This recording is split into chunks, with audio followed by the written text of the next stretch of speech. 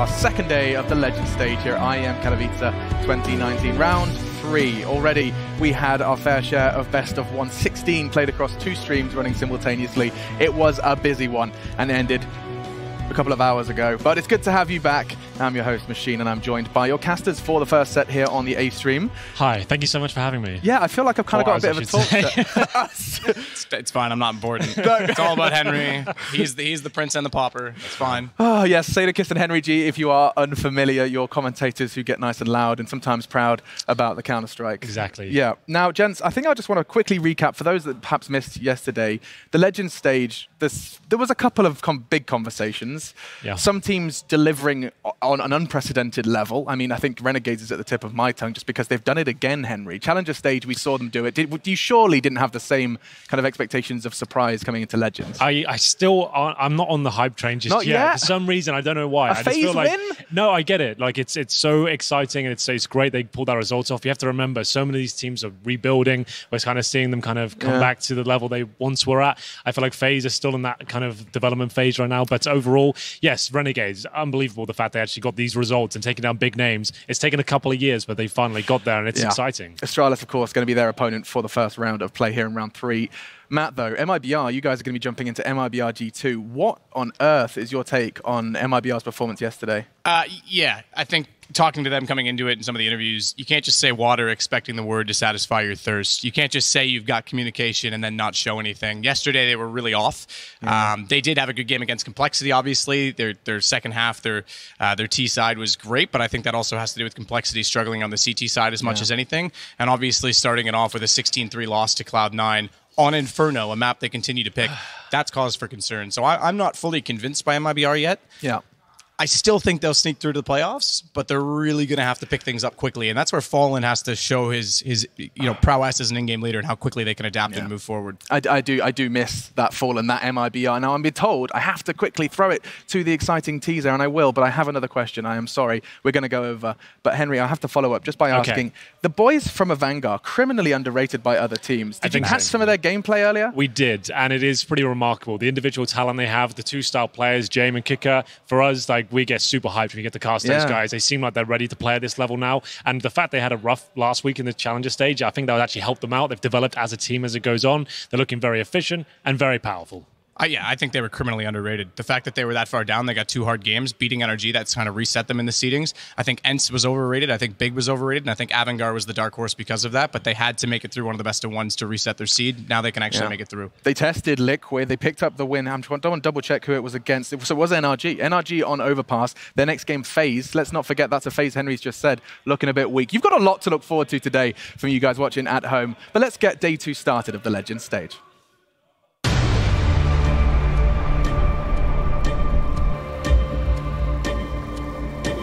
The players that are here, they all know what they are playing for.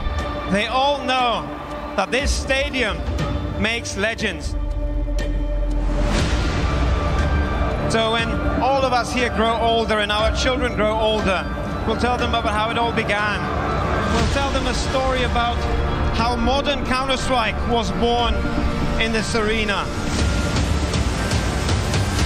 Every Counter-Strike fan starts to gather, whether it's at home on the sofa at the PC or here in the Spodek. We are the generation that has seen esports in its humble beginnings. You are the people who found esports, drove esports, and believed in it. Hello, welcome. I'm at the desk now, and we are going to be jumping into this one. I was expecting more, I don't know why. Of course, this is the Acer Predator pre-show. I'm your host, Alex Machine Richardson. I am joined by 2 of the brightest in the game. We do have Chad Sponge Birchall and Sean Gares. Gentlemen, it's time to talk about your favorite video game again. You up for it, Chad? Yeah, good afternoon. Just quickly, do you think I undo this button? Let me see. And go like this? Or do you think I go just back? Look, okay. Maybe just go I actually think, no, keep kidding. I think that's the look, because now you and Sean's seductive deep V are in sync. Sure. Okay. All right. Yeah. Fine. I don't know talking how of see my deep V. Deep Vs, V for victory, vitality. There we go. That's a segue. That's a segue. Let's start concentrating a little bit on them, because this is a French team that did battle through from the open qualifiers. Perhaps a bit of a repeated story at this point, because their success is not as much of a surprise due to the names in attendance, but this is still quite the run they've been having. The 4th open qualifier, the 4th times the Charm, then the Challenger, now the Legends, and now picking up close games versus the likes of Na'Vi. I think it's important to reiterate the fact they had to go through the open qualifiers, because that shows you how far the likes of Apex, MBK, and RPK have fallen. Now, when we saw them play yesterday against Na'Vi going triple overtime, this was fantastic signs, because they were playing a well-rounded style of CS. And it wasn't just on the back of ZywOo carrying them. Actually, Apex has been having a fantastic tournament thus far. He's the 4th highest rated player, so it's really positive signs, at least from my perspective. Yeah, I couldn't agree more. Apex, and actually in the previous stage, we have NBK playing lights out Counter-Strike. Obviously, that didn't carry through to yesterday. Yeah. But I'm super surprised at how well they played against Na'Vi. They dropped both pistols in that game. They found themselves with a chance to still win in overtime. The 5v3. The 5v3. That is going to haunt you for a very long time. And there was some nonsense in there. NBK's 1v3 by someone dropping a nade as they died. I mean, it was chaos. That was a cool round. Crazy stuff. Anyway, we're going to go ahead and help explain this for those of you that haven't been able to keep up with the Vitality storyline, but taking a look at their road to the Legends stage.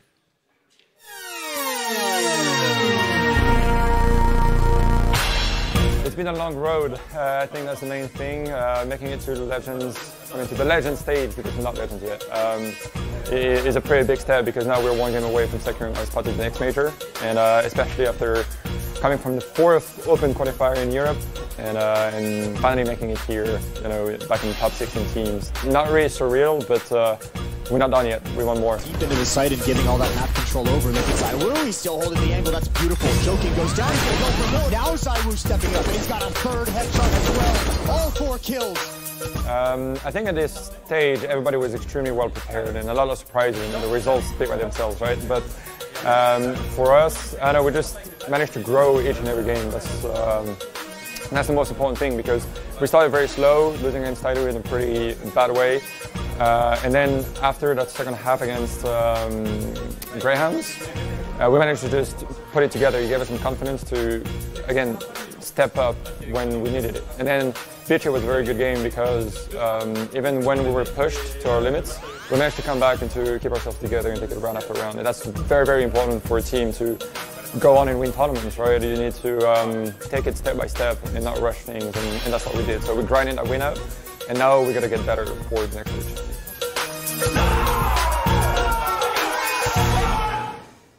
That game versus Na'Vi, we've touched on it. I think we continue to explore it, because Vitality, they did pick up a win versus Big. Solid performance to start them off, and I think Big Clan a conversation in their own right. But Na'Vi, the first question, before we can understand truly how to gauge Vitality, we have to have a quick touch on what Na'Vi they were playing against. There was 2 thought processes with Na'Vi, at least in my mind, coming into this tournament. The first was they're still a bickering couple that's going to fall apart after this tournament, and it's done and dusted for that CIS roster, or they're doing some of the best sandbagging that we have ever seen in Counter-Strike. And if you they got 2 wins, Chad. Yeah, you can see it there on the right. If you read Symbol's interview with HLTV.org, it alludes to potentially, maybe a bit of mischievousness with the press. He can't be. I mean, that's next level. So ridiculous. I know, but I hope it's true. But when you watch them, they look like the same old Na'Vi, right? The same electronic showing up, the same simple showing up, the same slow-paced mid-controls into site splits. So nothing's really changed when you watch them. They have had a couple of adjustments, especially on Inferno. I saw Zeus was now playing that B-bomb site on a bit more of a permanent basis.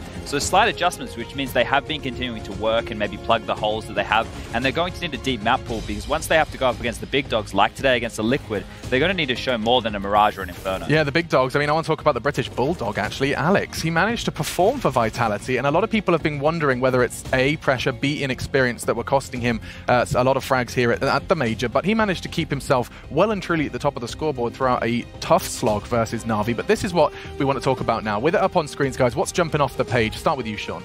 Oof, what's jumping off of the page to me has to be Renegades. Still being undefeated in this major run. Wow. Obviously, I mean, 3-0 in the previous stage, now 2-0 here. Yeah. They're going up against Astralis today, though. That's okay, sure. They get a free swing, right? They get to step into the ring against Muhammad Ali, and he says, just hit me however you want, because they have nothing to lose in that matchup. They've already proved themselves. They've already proved the fact that they can take it to the upper echelon of teams by defeating FaZe. Now, a best of 3 against a team like Astralis, and they have to ban Overpass, means we're likely going to see them go up on Nuke. It's not going to be a fun time for What's the record? Today. 28 undefeated? A year undefeated? It's getting pretty grim for anybody who doesn't want to ban that map. Yeah, we'll definitely continue to check that out when we get to it. But just casting your eyes over what's coming up here in the swing matches as well. MIBR G2 is going to be first on the A streams. Keep your eyes on that one. I'm intrigued to see how that shapes up. We'll, of course, talk about it momentarily. I actually have fears for the likes of Hellraisers. So we had a big performance from NIP yesterday versus Liquid, or at least that's my take on it. What's yours? I mean, they did look like an NIP that were pushing a Team Liquid you had expectations for. I think that they're playing, the type of CS that they have to. Okay. They're winning the rounds that they should. Yeah. They're not having too many crazy clutch rounds. They're not having massive swing rounds going in their favor. In that Liquid game yesterday, those rounds seemed to go in Liquid's favor. Yeah. So NIP, they're playing to their level, I think, and that's a positive sign because their level is a top 8 team. And what level is MIBR? Another question we're going to be talking about here at the desk. In fact, perhaps we'll get some answers. They struggled in their opening game. I want to make sure I get this right. 16-3 loss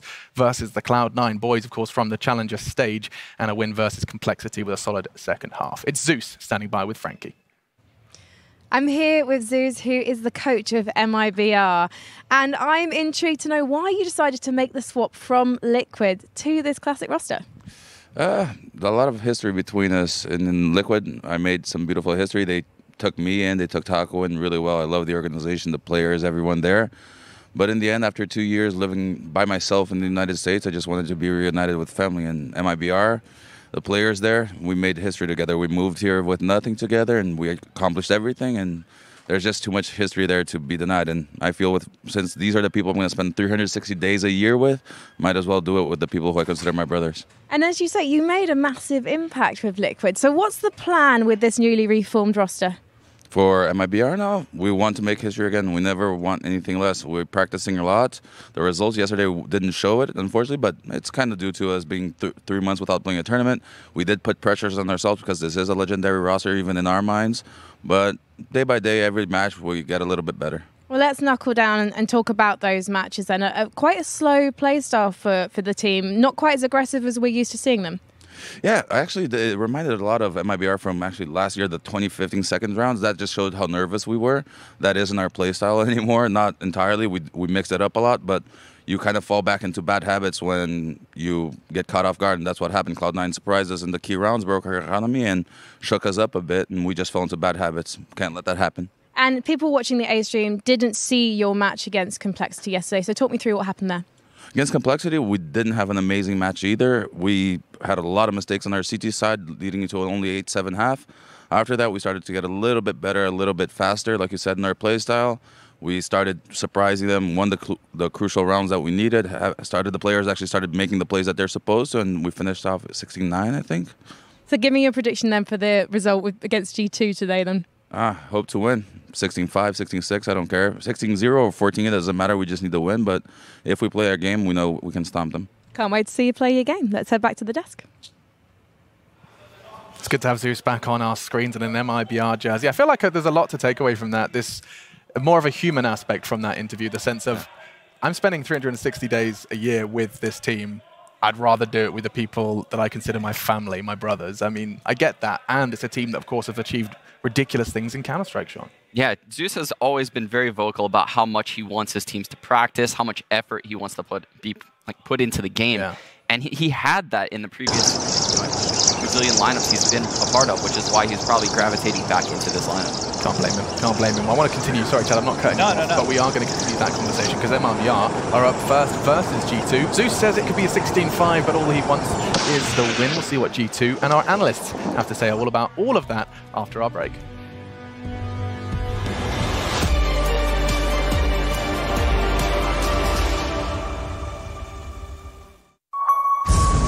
The champions of ESL 1 Cologne. Do you remember?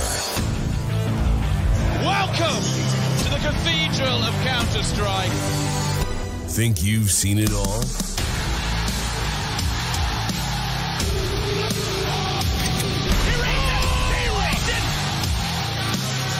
Are you ready to be a part of Counter-Strike history? ESL 1 returns to Cologne in 2019.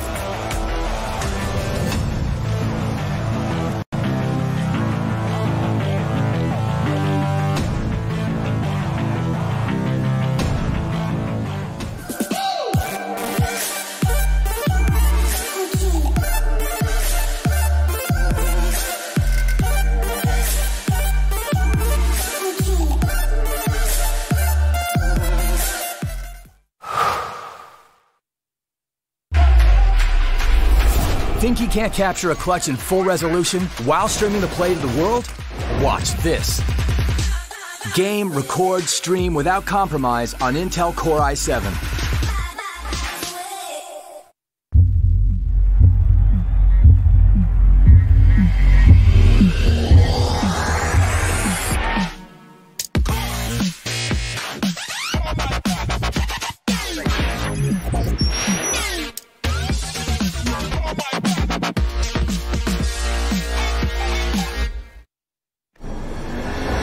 The synergy of brute strength, born of elite core power, to thrive under pressure in the most hostile conditions, and built to overclock. Prepare for combat. Go forth and conquer.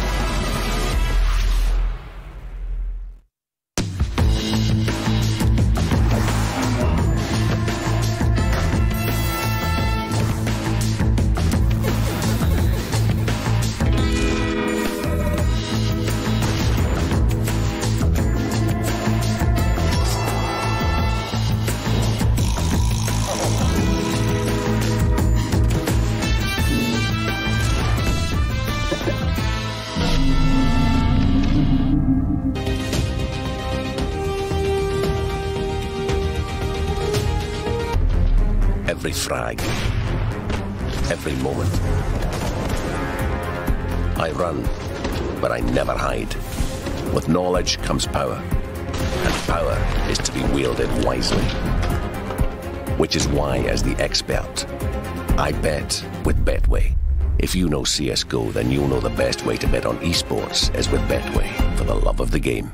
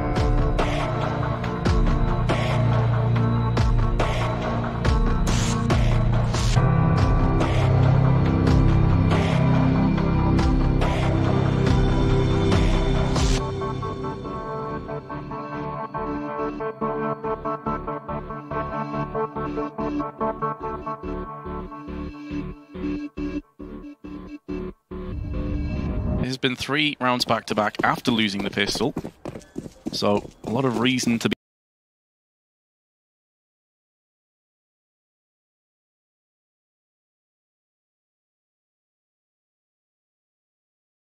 to rummage together a kill. Fur flashbang consistently. He's going to have to stay in position. Wild spray while blind will yield another frag from Lekro. And the only player to bounce back is Phelps. That's not going to be enough for MIBR. They need to start putting some kills together. And Fallen with his orb. Oh, the timing on that weapon switch could not have been worse. Exactly what the desk talked about. Win condition for NIP. Try and abuse Taco early on and see how it works. They've done that with Get Right in the third round. And they've done it again in this first gun round. Able to get past him, even though there was massive, you're right, massive nade damage and even running through the Molotov. That first kill was so important with that kind of HP. If Taco gets that, maybe able to get a second, but if he just stays alive, the rotations are much more impactful and they can just mow down a couple easy players. Lekro's loving that life. Even here, for the spray, giving away how helpless he was. Flashbang catches him in the face. Some early exchanges in round 6. A labored buy from MIBR, but this position from Fallen could just do it. Takes a shot when he gets blind and just backs away. So ninjas in pajamas do have the advantages in terms of weaponry. Every time Fallen's gotten a new position, he's got hit with a flashbang, so he's not having any fun. Drops off the train just for safety, but gets back up immediately. I suppose the good news is there haven't been really pushes behind it yet, so it's flashbangs for naught. 3-player stack from the T's on Ivy going to start to make a move. If they slow peek this, Fallen will be in the money. He'll be in the thick of it. Forrest going to proceed the push. Or perhaps not. I thought maybe he'd go out first, but they are really waiting in position, hoping that one of MIBR go for a peek. Here we go. Smoke going to go down. Was there a Molotov? Did that just extinguish out in the open? Did that just destroy the terrorists in transition there? Fur from the side with the MP9 is going to strike alongside Fallen. And this push has been repelled. Completely squashed. Bomb drop. Only Rez remains. He has 30 seconds to try and pull the rabbit out the hat, but it feels that hand is going to get slapped away. Nearly a second. Fur tagged down to 51. But now his position is known. MIBR can lay in wait. Fur peeks one too many times. Overstays his welcome. The downside now for Rez, though, is the bomb is dropped just outside of Ivy. And in going there, there's so many angles for him to watch out for. Even if he picks up the bomb, he's a dead man from Coldzera. You just saw, I mean, the Deaths did a great job of setting this up because I'm going to reference what they said again. Pimp taking the mantle of MIBR in Alex's little game show said Fallen needs, you know, we need to see that old Fallen with the AWP. This is a map where he's been able to keep up that level relatively well compared to others. He's so good in this outer train yard because one of the things he's probably the best at as an AWPer is using his movement between shots to really keep himself safe, isolate his opponents. So it's very difficult to trade him on train. He's so good at maneuvering. We saw a flash of it there in that round. Damage done by Rez is pretty nice at the end in a losing effort. Still have MIBR low on economy, and NIP wants to be aggressive. Dennis is already out. Fallen has spotted another one dropping over. Hasn't gotten a clean shot just yet, but he's looking for it now. He backs away. NIP going to progress. Phelps, first point of contact. He goes down. He's traded by Rez. Coldzera is responding as well, doing a boost, and so is Fur. Oh, this hurts. NIP do get the bomb planted, but at what cost? So many of these duels just going the way of the Brazilians. NIP are getting into position, but they're losing out on the trades. Lacro UMP nearly doubles up. Fur in midair was vulnerable. This time Rez in a 1-on-3, but it's post-plant. The CTs have to move into his crosshairs. Can he go massive once again? He's got a Molotov and a smoke. It's not planted for him, Vince. He can't win this. He's going to be forced out, and even though he gets that kill, Fur does enough damage to let the fire finish him off. 5-2, but still, you have to think NIP is going to keep up this kind of pressure. MIBR is so close to getting reset. They haven't been able to build up anything. Fallen played that round without armor. The downside here, Moses, though, is if NIP go in for another buy, they've already got 2 players that can get AKs. It's a question of how aggressive you want your game plan to be. Because if you're NIP and you keep buying and you keep having these investments and keep pressuring them, if you don't ever win it, then it just becomes a disaster because you don't have the strongest buy possible. You're playing that economy game, that tug of war. So this one they are going to sit out. I think they were a little bit uninspired by the number of AKs they could bring out, which I think was only maybe 2. Yeah. 4,100 and 3,900. Everyone else, about $3,000. So it would have been a very poor buy. At least with this half buy, it does afford them still some threat and a Molotov, plus the buy on the horizon in round 9. Oh, that's the perfect way to start. Fur on box halls, able to do damage. If he walks into this deagle, though, things could get spicy. However, he holds the line, hasn't lost any health, could go in and spray down the rest, decides to just back away. He knows Phelps is now watching his back. Well played by Fur. And Phelps going to clean up the rest. Can Dennis maybe regain, I was going to say, the mantle of Pistol God, because he's been quite mortal recently with the pistols. Yeah, he has been, hasn't he? But that's a big no. Good round for MIBR, only losing Taco. But NIP surely has to sense some weakness at that inner bomb site. They've been able to find that pick a couple times. They've been able to get into that site and plant at the very least. And if this isn't a stack, if Fur isn't there, this round likely goes his way. If Rez hits a second stunning shot, they might actually win that one. Either way, it doesn't happen. And even though you sense weakness there, NIP experienced enough to realize you eventually have to have success outside to really be able to exploit that. Those hits haven't been successful. Taco gets aggressive. coldzera's here again. So they heard the aggression up lower ramp, but they're going to expect the AWP. There's the Molotov. coldzera deciding not to stand in the flames, not trying to get a shot, but he is sticking around for when it disappears. Oh, right at the end of the Molotov, and he's found it. Beautiful, beautiful play from coldzera. The Molotov to cover his retreat. And an opening kill for MIBR. The audacity to go for that peek, knowing there must be multiple players in Boxhole, is unbelievable, showing the confidence. It's so cool as well because normally if you're NIP, you're expecting an Opera to maybe stand in the Molotov when you throw it, not kind of peek into the last second or two of the Molotov. It's the same concept, just at different timings. And for future rounds, that now puts doubt in the back of NIP's heads too. Look how trapped they are as well. Fur and Phelps both in ladder room. 2 players on the flank, that'll never be expected, and you won't even have the manpower. You're already missing 1 player. You're going to lose at least 1 more than likely on this entrance. You won't have anyone to kind of cover that flank. Taco chimes in, and that forces Lekro to come down with the bomb, but Taco wins against him as well. This is an easy defense being mounted by MIBR. Just going to try and do some damage now for Dennis. There's not much else available for him. 25 seconds. There's the first, but it will also be the last. MIBR on a winning streak once again. A completely different side to what we saw on the first day too against Cloud9. This has been so much better. It's the really interesting thing about this matchup at the moment is just kind of can MIBR kind of step it up? Because if you're honest and you've watched this tournament, especially, I mean, even if you just isolate the Legends phase, NIP has been the more impressive team overall. But you also have to accept the fact that MIBR's peak, if they can ever reach it, is probably higher than NIP's. I think you're spot on. Yeah, I mean, you look across MIBR's team, there isn't really a weakness there if they're all firing on all cylinders. Yeah. There really is. I mean, it's tough to find it. They truly are the all-star Brazilian team. Yeah, they are. And they've got an all-star coach as well in Zeus. They do. I mean, one of the most successful coaches in Counter-Strike history. 2 majors. He was also instrumental in Team Liquid rising to the #2 place, the level that they've been at recently. So, a solid lead for MIBR, no sign of slowing down. Pistols for NIP, so many flashes actually. Everyone's blind there for half a second, which causes Fallen to miss that one. He's got Fur to cover his mistakes, not aware on top of the trains, but Phelps is going to come out of the edge of the smoke. He can only get 1. Great trade from Rez, who's having a solid start to this game, but Forrest still lurking around this bomb train, choosing his timing to get aggressive. Rez has to do it again, but it's being watched. Oh, great kill. Very quick at the CZ. Taco and coldzera a little bit bruised as well. Taco in particular, he is limping. Finished off. That guy is a sniper with that MAC-10. Little bait and switch to flush out Taco's position. So much time as well, Moses. They can play mind games with coldzera here.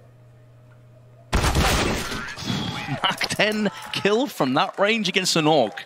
Alrighty then. Nip, welcome back. That is a beautiful round. They've been doing that all event long, winning those half buys, winning those pistol buys. It strikes again. It's given them such a boost. And one more time, they're going to have MIBR on the verge of being reset. So another window of opportunity here that NIP has provided themselves with to get back into this game. One last buy for the Brazilians. AWP on Fallen. It's a strong buy. 4 AUGs. Very, very light on utility. No kits as well. This time NIP not going to be as fast-paced as they just were, busting out into that outer yard. Phelps is already in ladder room. He'll have a duel against Get Right at some point during this round.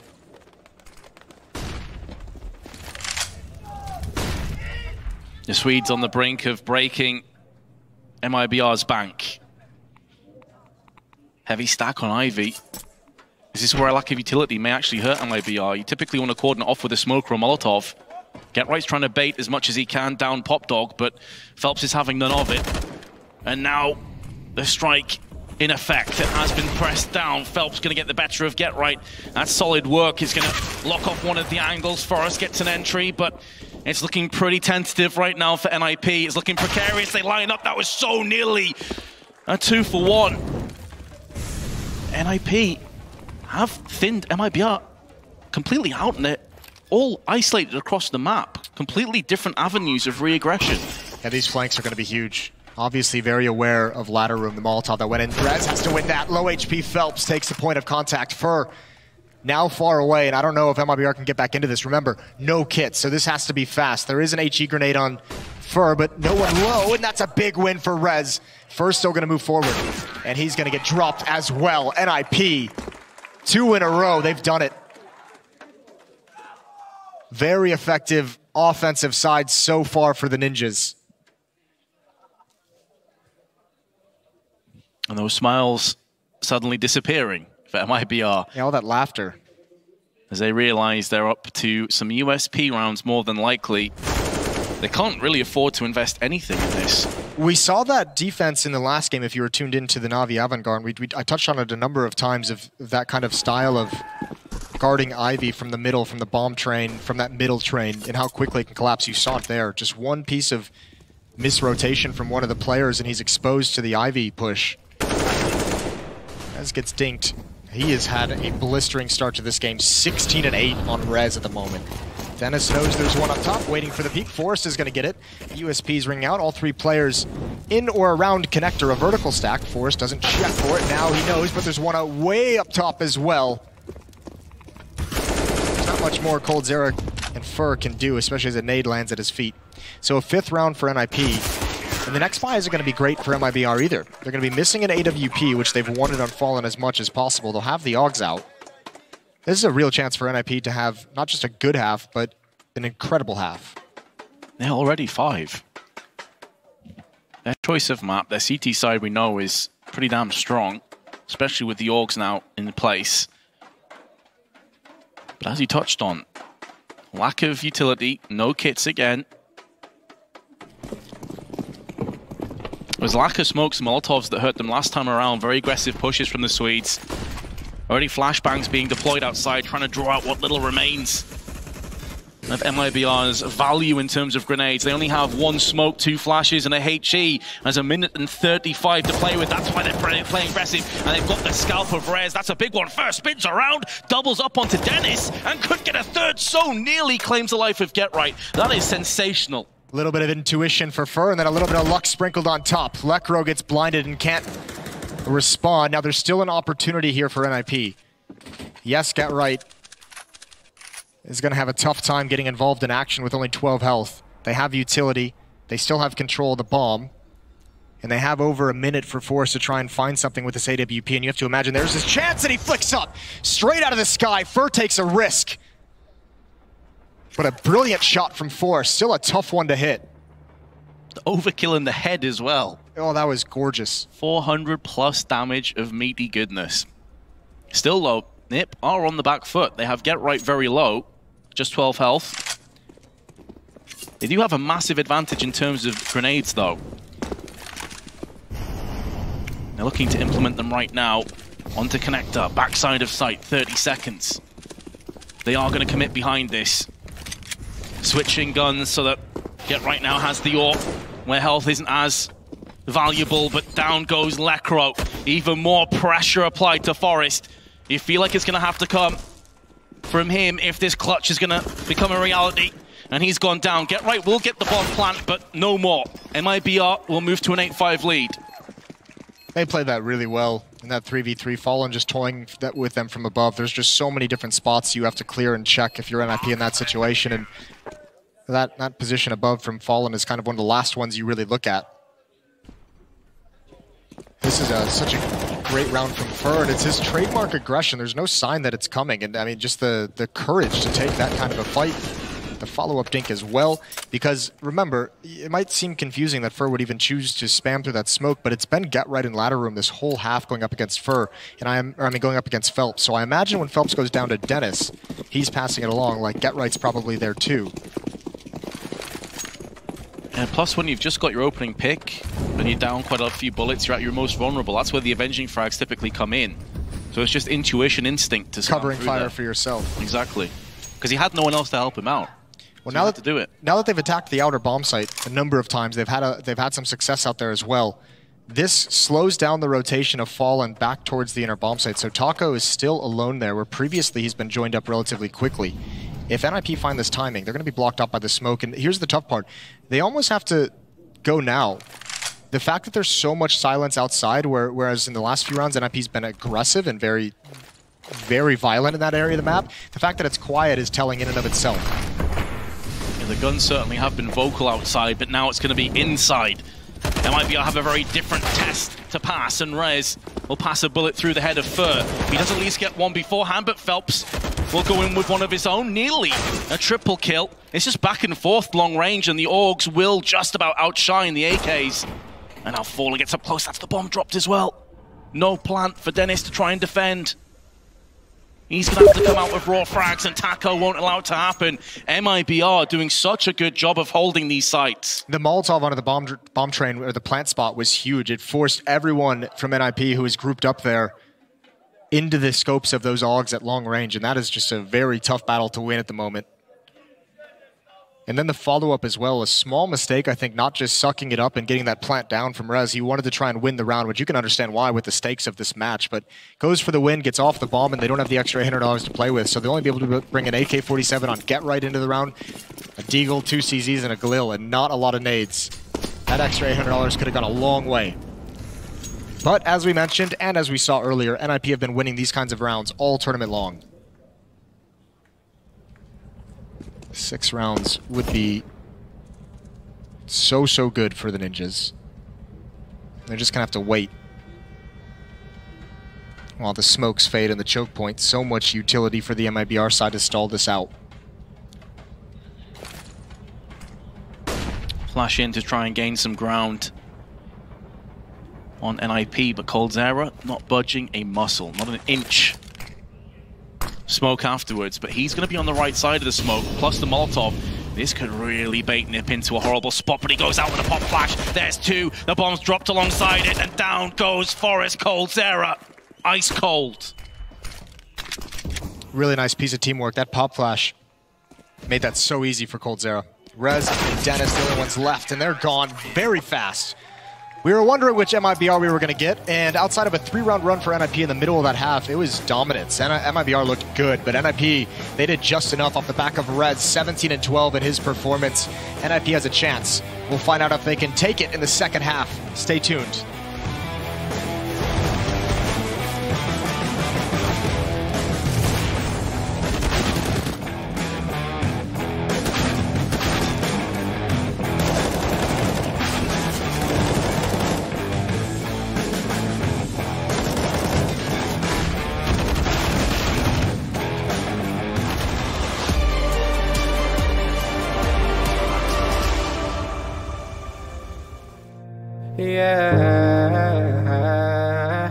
Reminded myself to just let go.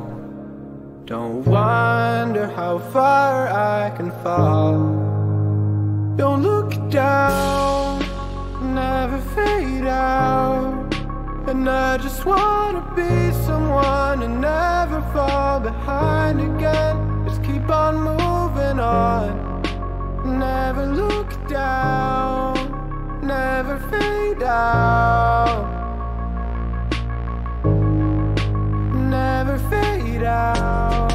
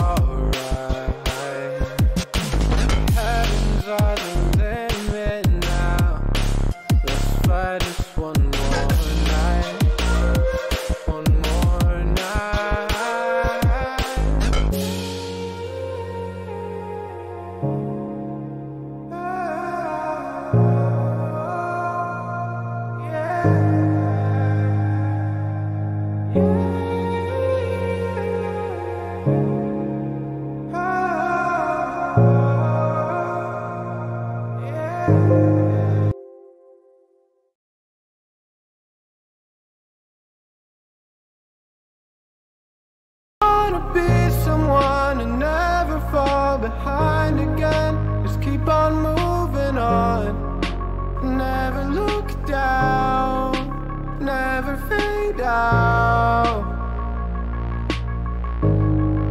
Never fade out.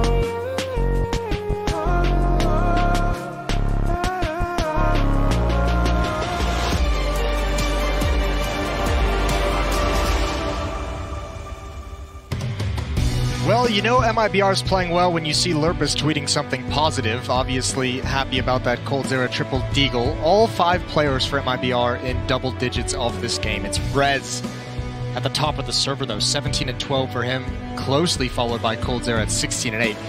That's a good half, 10-5. I think that's respectable for both sides of the map, and everyone's going to be pleased, and we might just have a grinded out, duke it out game here. We might, but someone needs to get a chiropractor for Rez, because his back is absolutely killing him. He's carrying hard right now. Someone needs to help him out. Yeah, he's doing a lot of the work, isn't he? Which is good to see if you're NIP, just because they were so labored when he was having the tough time. Force is going to have a chance to get involved. He's been great, quiet first half, and he's going to get pinched from team mid. No one's watching that. He's down without a fight. And that's the thing. If you lose track of that one lane, things can go sideways real quick. Fur's on an ace. He's picked up 4 kills already. He's looking to try and finish off with a Glock. Is he going to get it done? Yes, he will. Fur with an pistol ace. Right off the back in the second pistol round, and that's a round that Ninjas desperately needed. Yeah, no fear whatsoever from Fur. He gets down there so fast, and NIP just lost track of it. No one had eyes on it. That was such an aggressive run up Ivy that I think so much of Ninja's communication had to have been focused on that part of the map, and no one was able to cover the cross. Fur gets in for free, and he's just on a tear. That's a great follow-up shot onto Rez, and then he's cleaning things up for the rest of the way. He's got his broom out, sweeping them all into the frag department. Beautiful. 11-5 now. 5-10 is a good score. It hurts a little bit when you win the pistol and lose the second one, as NIP did in the first half. And they're not going to invest into this second round. They have 1 flashbang on Get Right. He's back deep in towards connector, so they're hoping that MIBR is going to do an aggressive play and try and take this outer bomb site. His flashbang can turn the tides, but all of NIP is actually going towards inner. The bomb is leading the way even. Taco's got that. UMP spray on the other side of the map. And IP may assume this is just a fake, but of course we have the benefit of knowing that's not the case. coldzera is going to show his hand. And the Brazilians move forward, stomp their way into a 12-5 lead. There is absolutely nothing for NIP to come back on this site with. They probably shouldn't even be here. Yeah, they're just feeding money at this stage. Yeah, this bonus money from the SMGs can make things so difficult for them. Now, that's a good trade to stop that from happening, from stopping to like hemorrhage the gift of cash flow. But Phelps is still around with his MAC-10 coming in from the back, and they're sitting around waiting. Firing squad towards spawn ramp. Phelps is at old bomb. He's clearing the corners. He might just have a field day. Yeah, this kind of range, the MAC-10 is going to struggle to finish off all the players, but it's not as if there's much firepower to counteract, and coldzera will be the last player to strike in the round. 12-5, 7-round lead, but as you said, it wasn't an investment, so NIP will now have enough to play with. Yeah, but they don't have a lot of rounds to play with. MIBR is just 4 away from taking this first map, and it's NIP's pick. So this is a pretty dangerous scenario for them. NIP need to get started right away. Again, much like the pistol, they're going to have no kits. All 5 NIP fans going for a chant. One per round. Yes. It's a sad day for NIP, isn't it? Tough state of affairs. I mean, they've got to get behind someone. We don't have any Polish teams, unfortunately. That's true. And obviously, I think Polish fans are, with the fact that their teams and their stars here are such legendary players and historic players, I think it's pretty easy to get behind the NIP guys. NIP does have a very loyal fan base, which is cool. On the other hand, so do the Brazilians. Oh, yeah. And MIBR definitely the premier Brazilian team. I'll tell you what, though, Vince. I mean, jokes aside and everything, and fan bases aside, every team watching right now at this MIBR lineup is just no one wants them to hit that peak, to hit that mode where they know they can be dangerous. That could be a huge wrench into the rest of this tournament, into the rest of this major, if MIBR shows up in stellar form, or if they build up into it. Yeah, I'd say they're not quite reaching maximum speed, but they're getting towards the right side. They're going to get better as this event goes on. Qualifying here would be beautiful.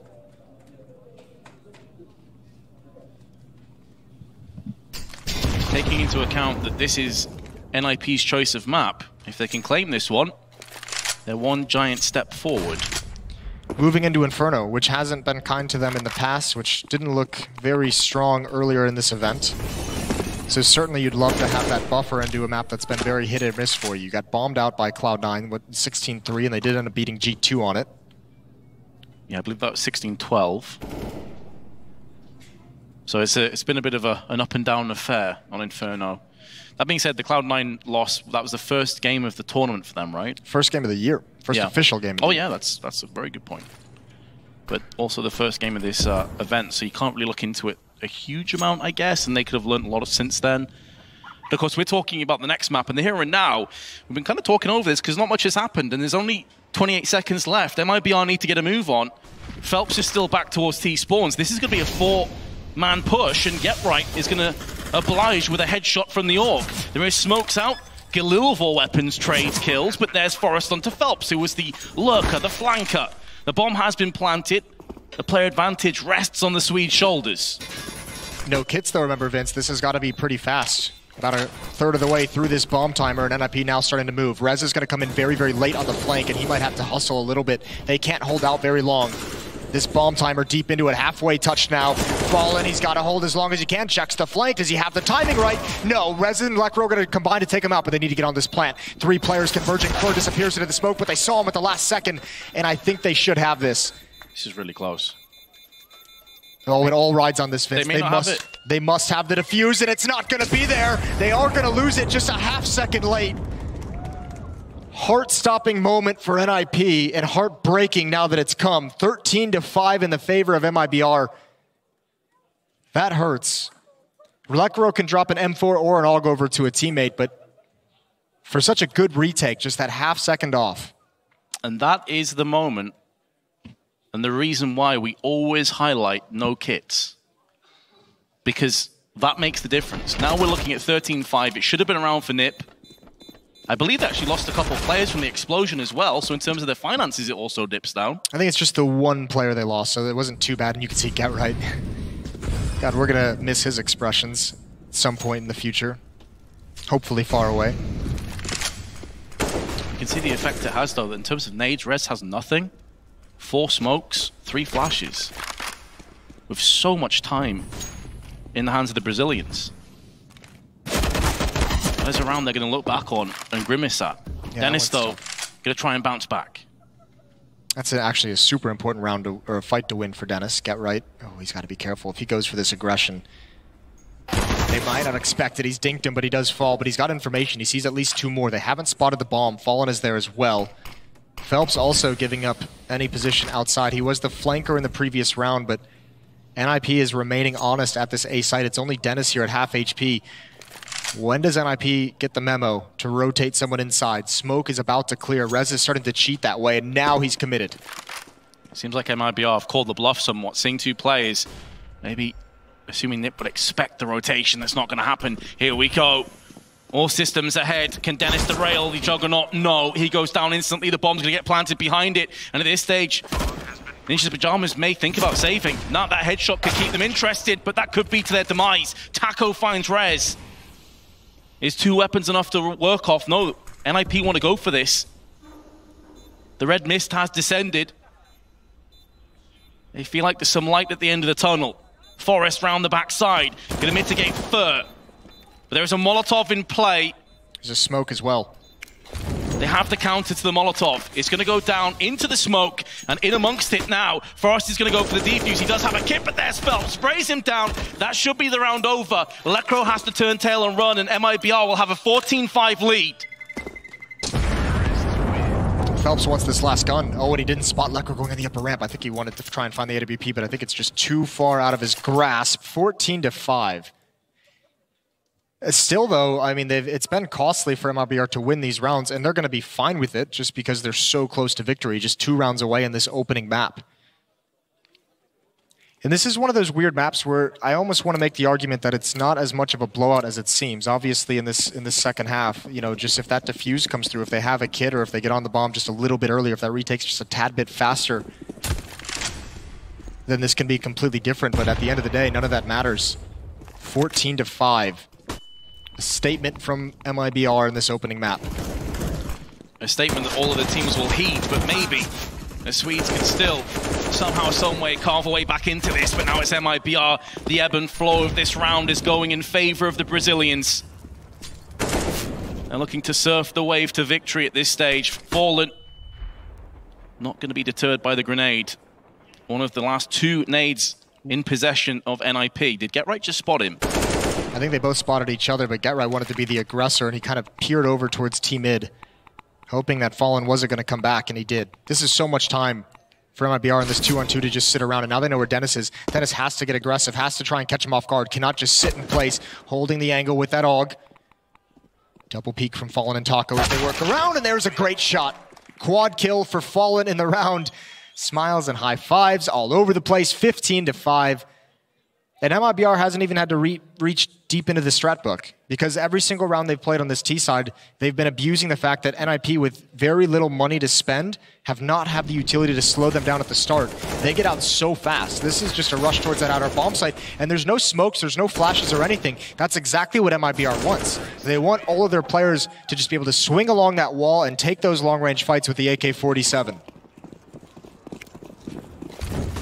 And again, it's a scary look. Isn't that always is how well MIBR are playing, how confident they feel? No, but I mean, we know these guys are going to be very good individually, especially when they have the momentum of the game. And that's what I mean by they haven't had to reach into the strat book. NIP hasn't been able to contend with them on the CT side, so MIBR is just more than content to ride the fact that they're on a huge win streak. They're playing loose, playing confident. It's only when NIP can prove that they can stop them with what little that they have and stop them consistently that things might get dicey. Well, this is a round where MIBR may need to pull out a play of the book, or perhaps not. Dennis forfeits his own life for some information. GetRight pops up, finds the head, retreats into the shadows of the B side. Forest has been found, but so has Fallen. That's a horrible spot for the bomb to drop down to. And Fur, who's already in a bit of trouble, on 41 health, is now going to try and clutch this. He'd love to have a smoke, but instead has a molly, flash, and nade. Is everything but. One nice shot into GetRight. Rez is outside looking for the flank, so that bomb for the moment can be picked up, and there's the spot. But that shot gives away. Rez is on his way back. This would have to be something special. Here he comes, wants to get the bomb and just bail out. He's gotten it. They're spamming through. They tag him up just a little bit more, but still, now NIP has to split. That makes it easier. Smart play from Fur to at least get into the bomb site. If he gets a plant, this could all change, but GetRight shuts him down. 3 kills for GetRight. NIP is on the board in this second half, but they've got to go. They've got to win 9 straight.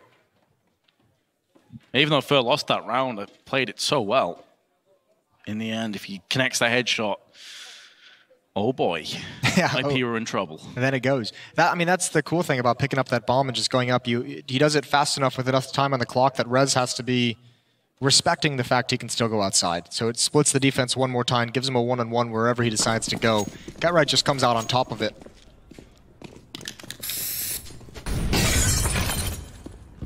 So in terms of round 22, it is going to be an investment all up with the scout round the corner. Oh, and it couldn't have been a worse adversary.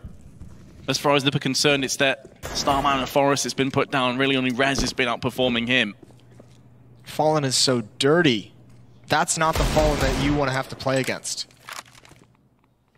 It was one of the win conditions, wasn't it, on the desk? Yes. Have Fallen perform. Safe to say, he has been so far. May not be done just yet either with the scout. Oh no, Nip. Fur with a drive-by headshot, the Desert Eagle, not even taking a single bullet of damage. They're just exuding confidence at this moment.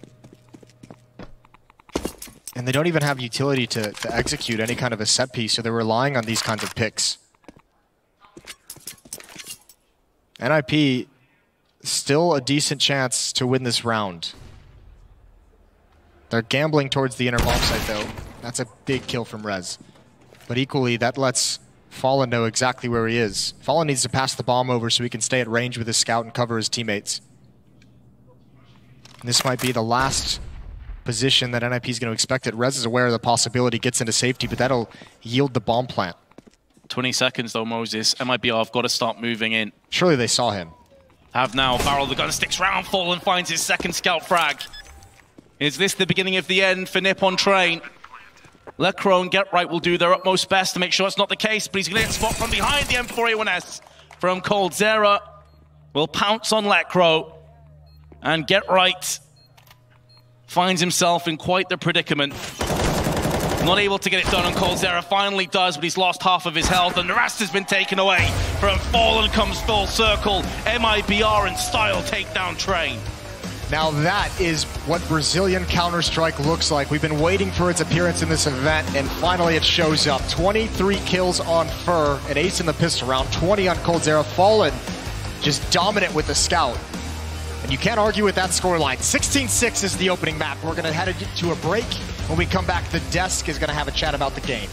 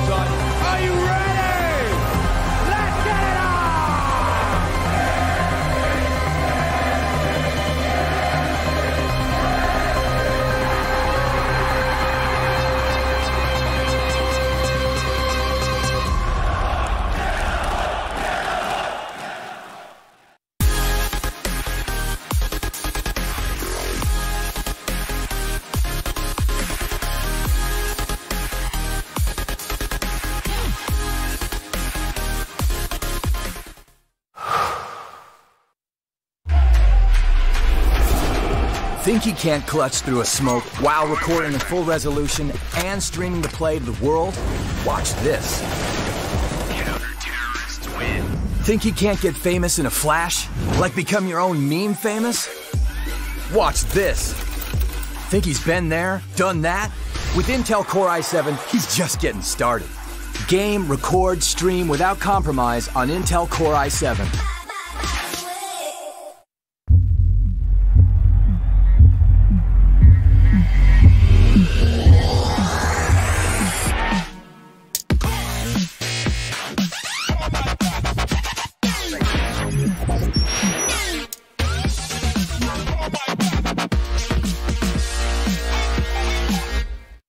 Prepare for combat. Go forth and conquer.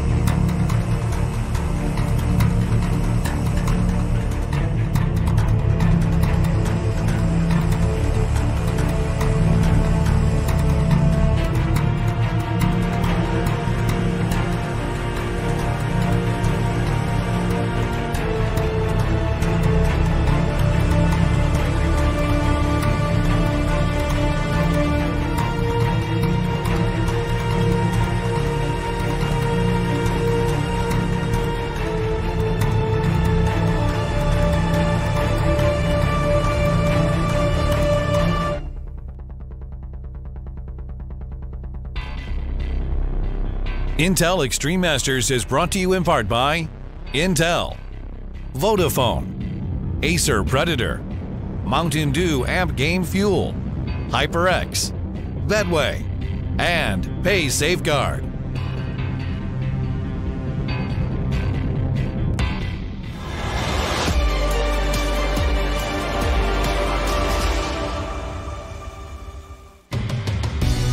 Jason over on the casting desk said Brazilian Counter-Strike has finally arrived. We've been waiting for it all major long, and it arrives when the crunch time arrives too. We've got ourselves a big one. Now NIP on the back foot, and if they want to secure a spot in the champion stage, they're going to have to reverse sweep an MIBR who looked comfortable on train. I'm joined by Sean Gers and Pimp. And gents, let's think about this one. You gave me win conditions, and Sean, not all of them were met. They did get the T rounds you requested, though. They got the 5 that I requested. They tried to hit the inner bomb site a lot on Taco, but they were not successful, actually.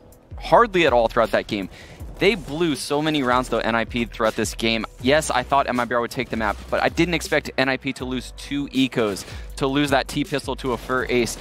And then that bomb site, the inner bomb site where the bomb blows up with 3 people still alive because there's no kit. There's just so many mishaps that went on in the NIP camp. I think the scoreline should have been closer, as you're alluding to as well. I think MIBR were in the driver's seat. I think they were the better team. The individuals stepping up as well, having Fur coming back alive, you know. Jason said the Brazilian CS is back, Fur is back, being very aggressive, being very impactful. So that was good to see. But I think, as you said, it should have been a much closer game. NIP kind of dropped the ball.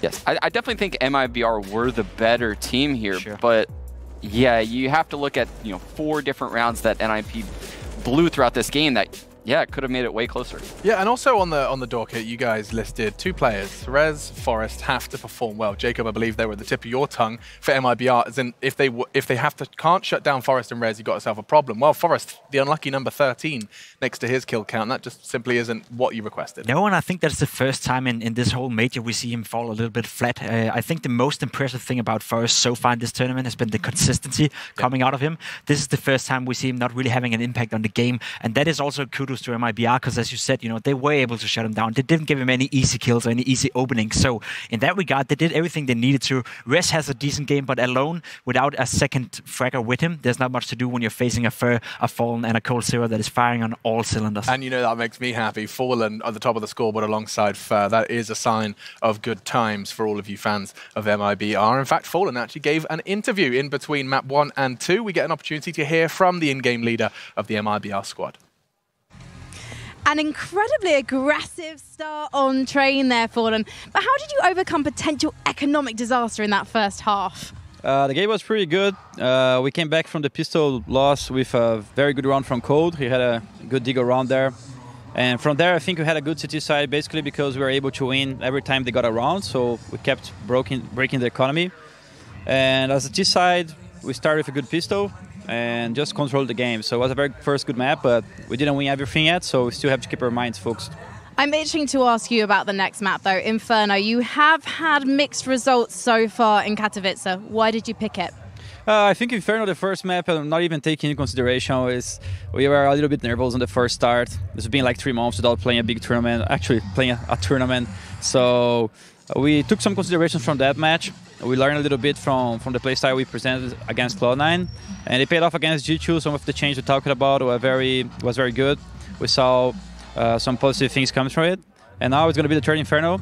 So far, 1-1, right? Let's make it positive. Fulham, just one more question. How are the nerves now? Getting better and better. The confidence and the feeling of playing on stage and playing together naturally is going to come back, and I think this match kind of gives us a little bit more of confidence, but it doesn't mean this is over at any chance. So we need to keep our heads up and very focused, because NIP is a very strong team, and we need to play our A game to finish them. MIBR, aim game, you love to see it. Let's head back to the desk. Much love to Fallen there for taking the time in a very intense game of Counter-Strike. It is important to keep your head in the game, and he makes that clear, as does Frankie by asking a little bit more about this aggressiveness, this dynamic side of MIBR that we are seeing more and more of as this major continues. And Jacob, you were telling me you have a way to break all that down and get to show us some of that dynamic. I have something on the Telestrator that I would like to show you guys out there, because I do feel that MIBR is going back to the ways they were playing back when they were good. If we have this clip, it starts out with me showing that they have 4 guys towards outside now. This is in the beginning of the round. This makes sure that if NIP is able or wants to do a quick outside push, MIBR has 4 players located towards that outside to deal with that. So they're making sure that they're not being surprised or caught off guard. Now, if we clear the screen and let the clip play out, you can quickly see how much they're moving around the map. They're not static, but they're very dynamic in the way they approach their CT side. You can see coldzera moving around now, going back towards Ivy. And if you stop it right here, you can see how they're spread out on the map. coldzera is currently towards Ivy. You have Fallen in a very upfront position with the AVP. Fur is sort of like a backup guy rotator who can quickly go towards inside if he wants to, but also is a backup player. So if we clear the screen again, you can see how that actually plays out. NIP obviously opts to go towards Ivy, and this is where it becomes interesting, because Fallen is very aggressive with the AVP. He's in a demanding position. You can see him being posted up here, spotting towards Ivy. And I believe if we just skip this one where nothing is really happening, in a second the NIP players will come out of Ivy, and this is where the MIBR players are playing off each other. They're refragging. They're playing sort of like together. You can see Fallen getting the first frag here in Ivy in a few... play out the clip. There we go. That would be better. I was staring at it like, that feels like a very, very long angle. There we go. Fallen getting the frag, Fur getting the refrag. You know, always this trade potential coming in. Fur get the second one, Fallen get the third one towards Pop, and all of a sudden, the only thing coldzera has to do is push a smoke and get an easy kill in the back of an NIP player. This all comes down from the fact that they're being dynamic, they're rotating around the map, and Fallen is comfortable being this up close with the AVP. Not a lot of players can do that, but Fallen is in particular very good at it. Yeah, incredible stuff. I'm looking forward to it more on Inferno. We don't have too long, but that MIBR loss to Cloud9, Fallen's writing it off. Are you? I think I'm going to write it off as well, actually, Alex. I think they're better on Inferno than I initially thought after that Cloud9 game, and I said that when they played G2, right? The Cloud9 game, they had a very similar half to what we saw to NIP just now. They kept getting reset time and time again, 3 different times throughout that half. And versus G2, we saw them get 7 T rounds out of the 13 that they were able to play. So I think their T side's much better, and I know their CT side's good. I think what we've seen from MIBR and Inferno so far, as I said in the pregame as well, hasn't been that impressive. It's still a little bit like a question mark for me. I think coldzera was a big factor in that win against G2. Without him, they would probably have lost that game. He was being very demanding, very impactful, had a great showing with the Deagle, a great showing in the clutches, but without him, that would have been a problem for them. Now, coming into this one, they were looking very strong on train, so I do think MIBR, as you said, they may be better than we initially think, but there's still a little bit of a question mark surrounding them. Can they take this one, though? After a 2-0 victory against NIP convincingly, then I think that's MIBR entering the tournament for real. It would be such a tall task, not forgetting their only wins so far. Complexity, G2, a different kettle of fish now. The Swedes against the ropes. Ninjas in Pajamas, MIBR on Inferno. Back to Moses and Vince. The only thing standing between MIBR and a playoff spot at IEM Katowice is their own demons on Inferno and a little bit of nip magic. We know the Ninjas are never completely out of the fight. Rez going to take up position on this pistol, but there is one lying in wait. Phelps in this left corner. Get right. There's the flashbang. Oh, he mistimed his peek, but he should be able to recover, but he just doesn't want to risk it all. I don't mind that decision to fall back whatsoever from Get Right, even though it seemed he had the advantage. It'll be disappointing, though, because he could have had the kill. Yes. Which would have been a fantastic start so early on. Only got 6 rounds on train, their choice. Confidence building for MIBR. And all 5 players stacking up for a potential B rush. At this stage, again, you're always a bit cognizant of a potential push down mid from the CTs. He may have to get a bit of a move on. They've also used all of their grenades. Here we go. They're going straight in for the jugular. Get right with the CZ up close. He's already used quite a few of his bullets. Needs to be careful, but he has Rez just behind him, and the bomb's just been dropped out. Here comes Get Right from below. But Fur, the main man, the top fragger in the previous map, is going to be able to deliver a headshot alongside Phelps. And now NIP have got to somehow try and muster their way back into construction, and Phelps is not allowing it to come to fruition. Lekro, last standing Swede, has been swept aside, and MIBR will win another pistol round. That is so well done from MIBR. Not a bad hold whatsoever from the Ninjas initially, but I mean, that position from Phelps, 2 stunning shots on Force, an immediate kill. He didn't have a chance to respond, and then just tapping away at a very narrow angle on Dennis. This follow-up right here is so brutal. Dennis is probably frustrated with that one. Didn't even get a chance. You have to imagine NIP looked at that Inferno game against Cloud9, even though it was a blowout, and saw, MIBR loves using that smoke, that very close smoke at the front of the bomb site, using it to attack towards CT spawn, using it to plant into it, a double nade. A preemptive double nade. And that's Rez out of the fight. The nuclear warhead lands right next to him. Let's think, because we casted that match. That smoke was something that MIBR used frequently at this B bomb site, but also remember, their T side was so slow. They ran out of a lot of time. A little bit of team damage, I think, is going to help Get Right find that kill. But the round is lost.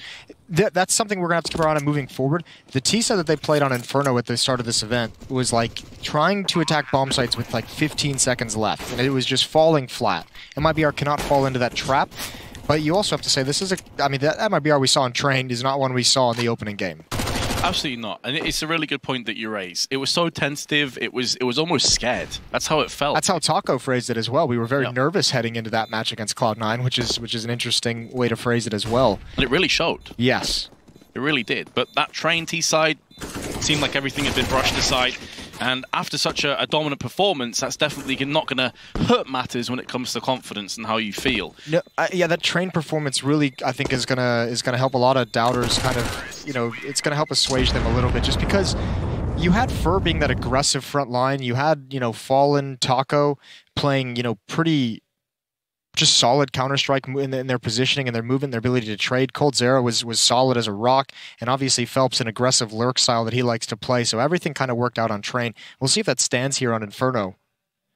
As I mentioned, their own demons, it's been an up and down affair for MIBR on this map. We all know they've struggled on it historically and haven't looked great on it at other times.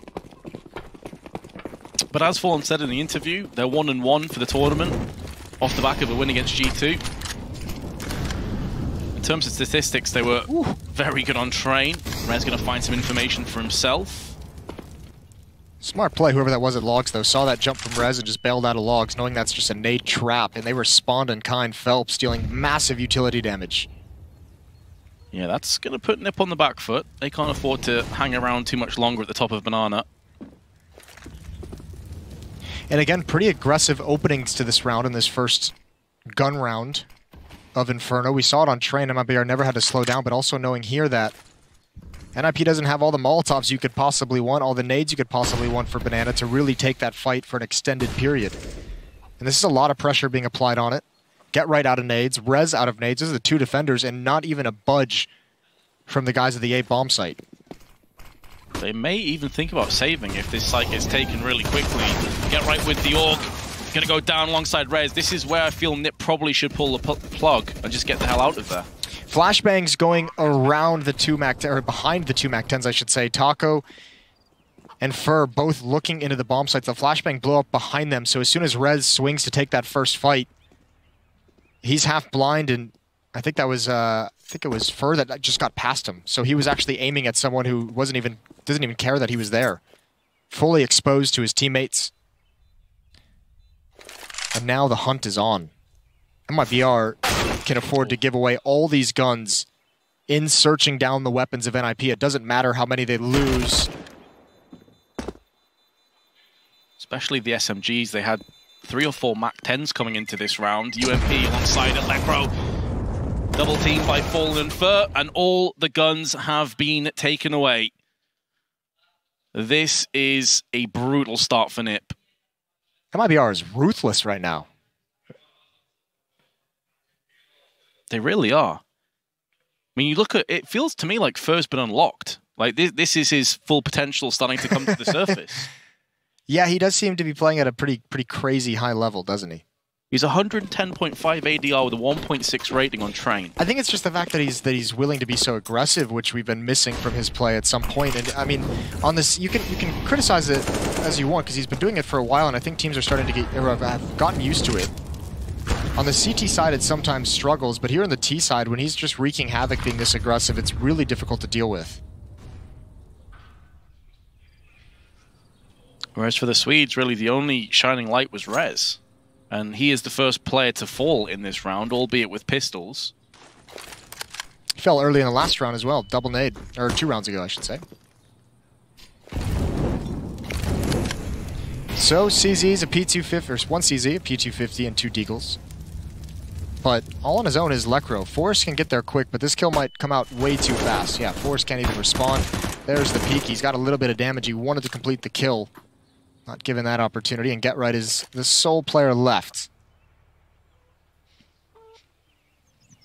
So a question, Moses. Yes, sir. Is this MIBR just playing lights out, or is this NIP also struggling? I think it's, I'm going to put it mostly in the MIBR playing lights out category. I mean, they survived some pretty heavy pressure from NIP Untrained in the early stages of their defensive half when NIP was playing the economy game and really applying pressure to it. I think the one thing you can say is that Forrest hasn't been at the level we expect from him. I have to imagine Train is his first map where he would have a negative HLTV rating of the whole event, because he's been positive this entire time.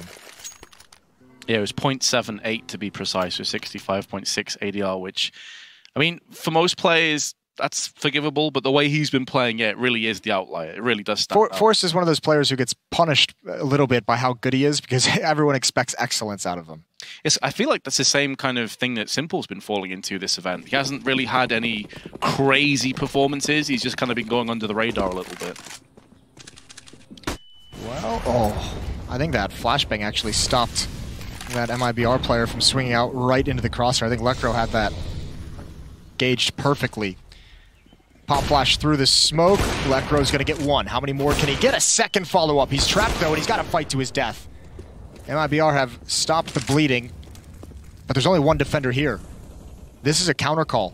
MIBR's abused the B bomb site, and they assumed correctly that NIP would stack it at the early stage of these rounds, and they found a way to get into this bomb site. Forrest is all alone. So many different choke points he has to watch as his teammates who have rotated are smoked over, and he just has no idea. There's that aggressive lurk up lane from Phelps. Yeah, this A-site infection is spreading. And NIP not really in a good enough position to realistically fend it off. Dennis going to decide to relocate. 5 ADR so far in this. And he is joined by Rez. They realistically have a shot at clutching this. That's got to be going through the back of their minds at this stage. 2 on 3. Very difficult site to retake with a lack of utility. They've got a kit, but that's pretty much it. Smoke gets tossed out. It's going to quad off one side of the site, but now they've got to deal with Pit. They've got to deal elsewhere. The likes of Apps.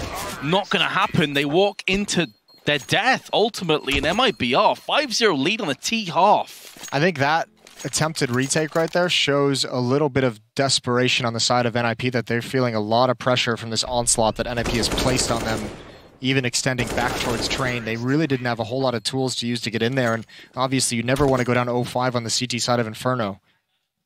They really, really wanted to make that work.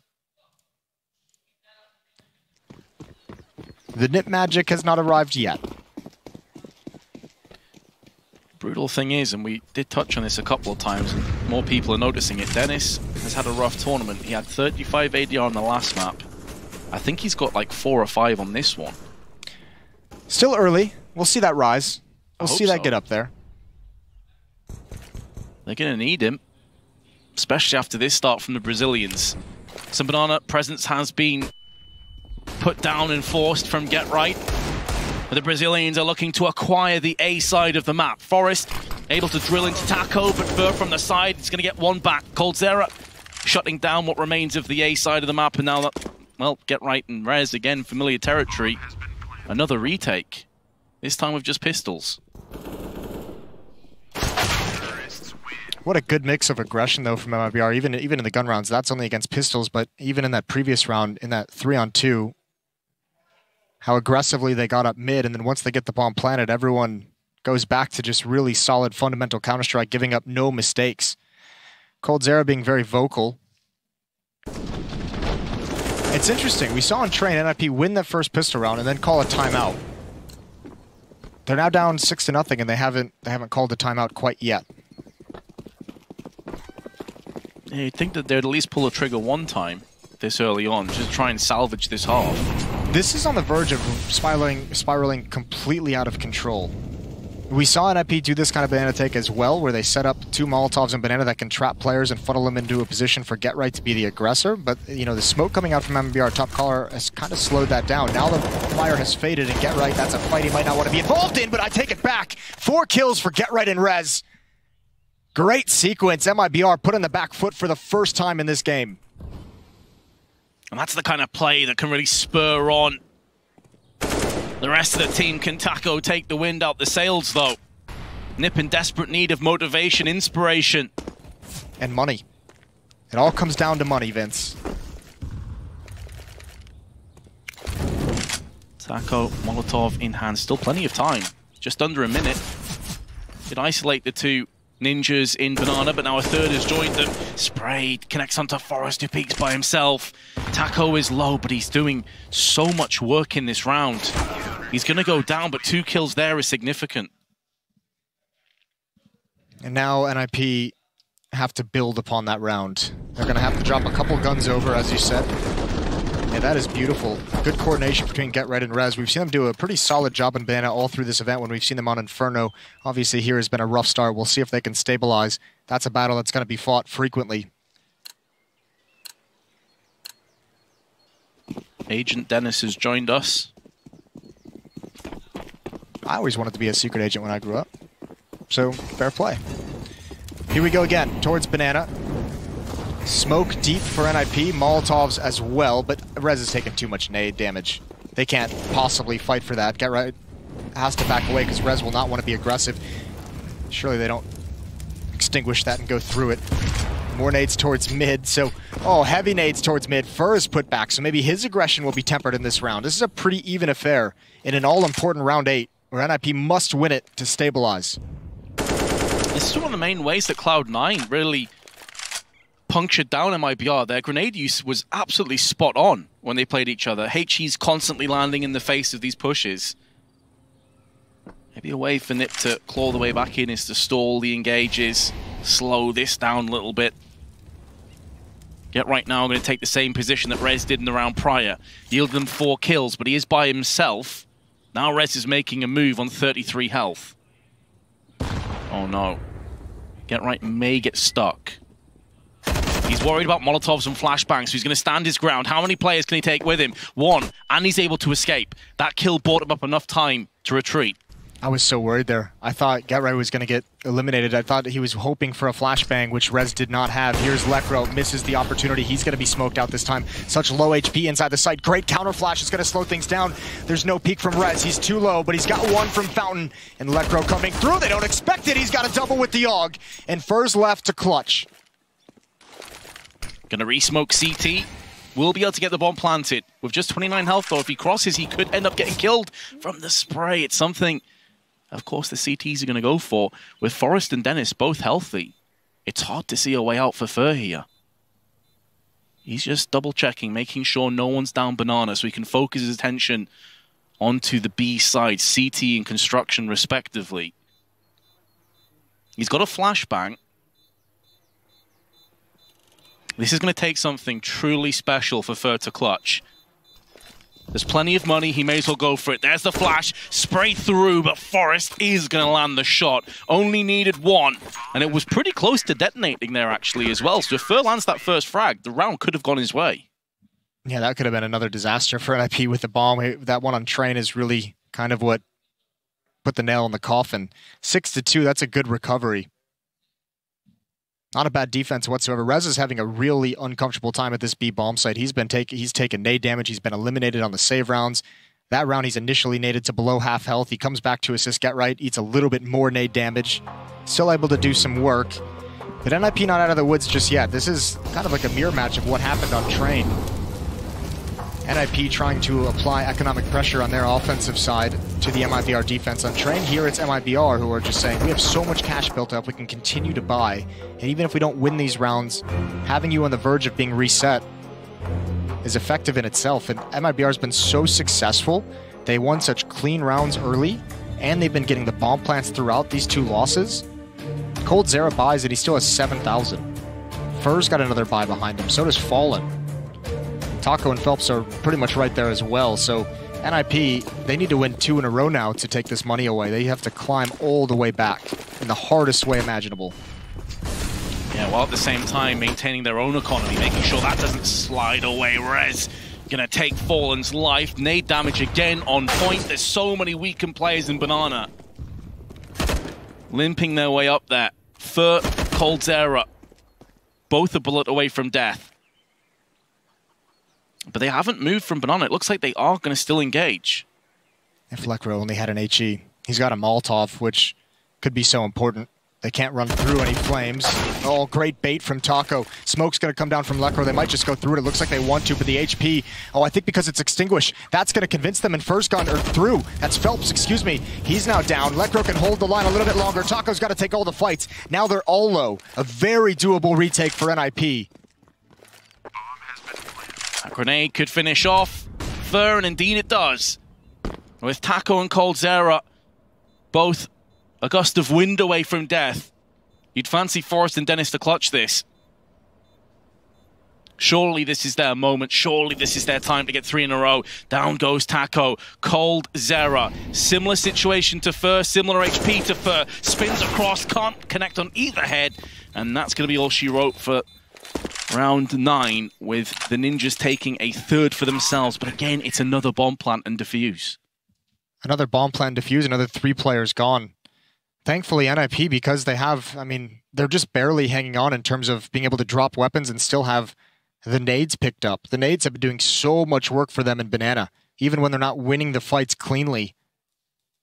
Making for some easy cleanups at times. Taco had to be the aggressor in every situation there, and he almost pulls it off for MIBR. Another buy in this round for the Brazilian side, and there'll be another buy in the next round, so just not needing to save whatsoever must feel so good for them. It's going to feel pretty good for the Swedes, though. Another opening pick and more nade damage. So MIBR keep posturing on the banana. At what point do they decide, okay, look, this isn't working anymore? It's getting a bit stale. Dennis on quad needs to establish the crossfire. A little bit too slow to save Lekro's life, but at least stymies the push. Smokeout 2 is going to delay even longer. Forrest with a spray connects onto Fallen. This is looking much, much better for NIP. Get Right and Rez have done a great job at Banana. That's going to allow their teammates over at A. Oh, completely blind, but coldzera can't find him. That's awkward. Looked a little bit weird. That's not where he wanted to land. Or not where he wanted his aim to be when he landed, and now a double peek. Get Right finishes it off. A double kill for him, a double kill for Forrest. Finally, NIP can feel a little bit more comfortable. I think, to answer your question, MIBR is okay with that kind of Banana presence. I think they want to maintain that throughout, because remember, just a few rounds into the game after they'd won at the B bomb site a couple times, NIP stacked Banana, and they just did a knockout punch up A. Right through the smoke, they just pop flashed it, and even though it was a grinded out round, it was effective in getting them into the site and putting them in a position to win.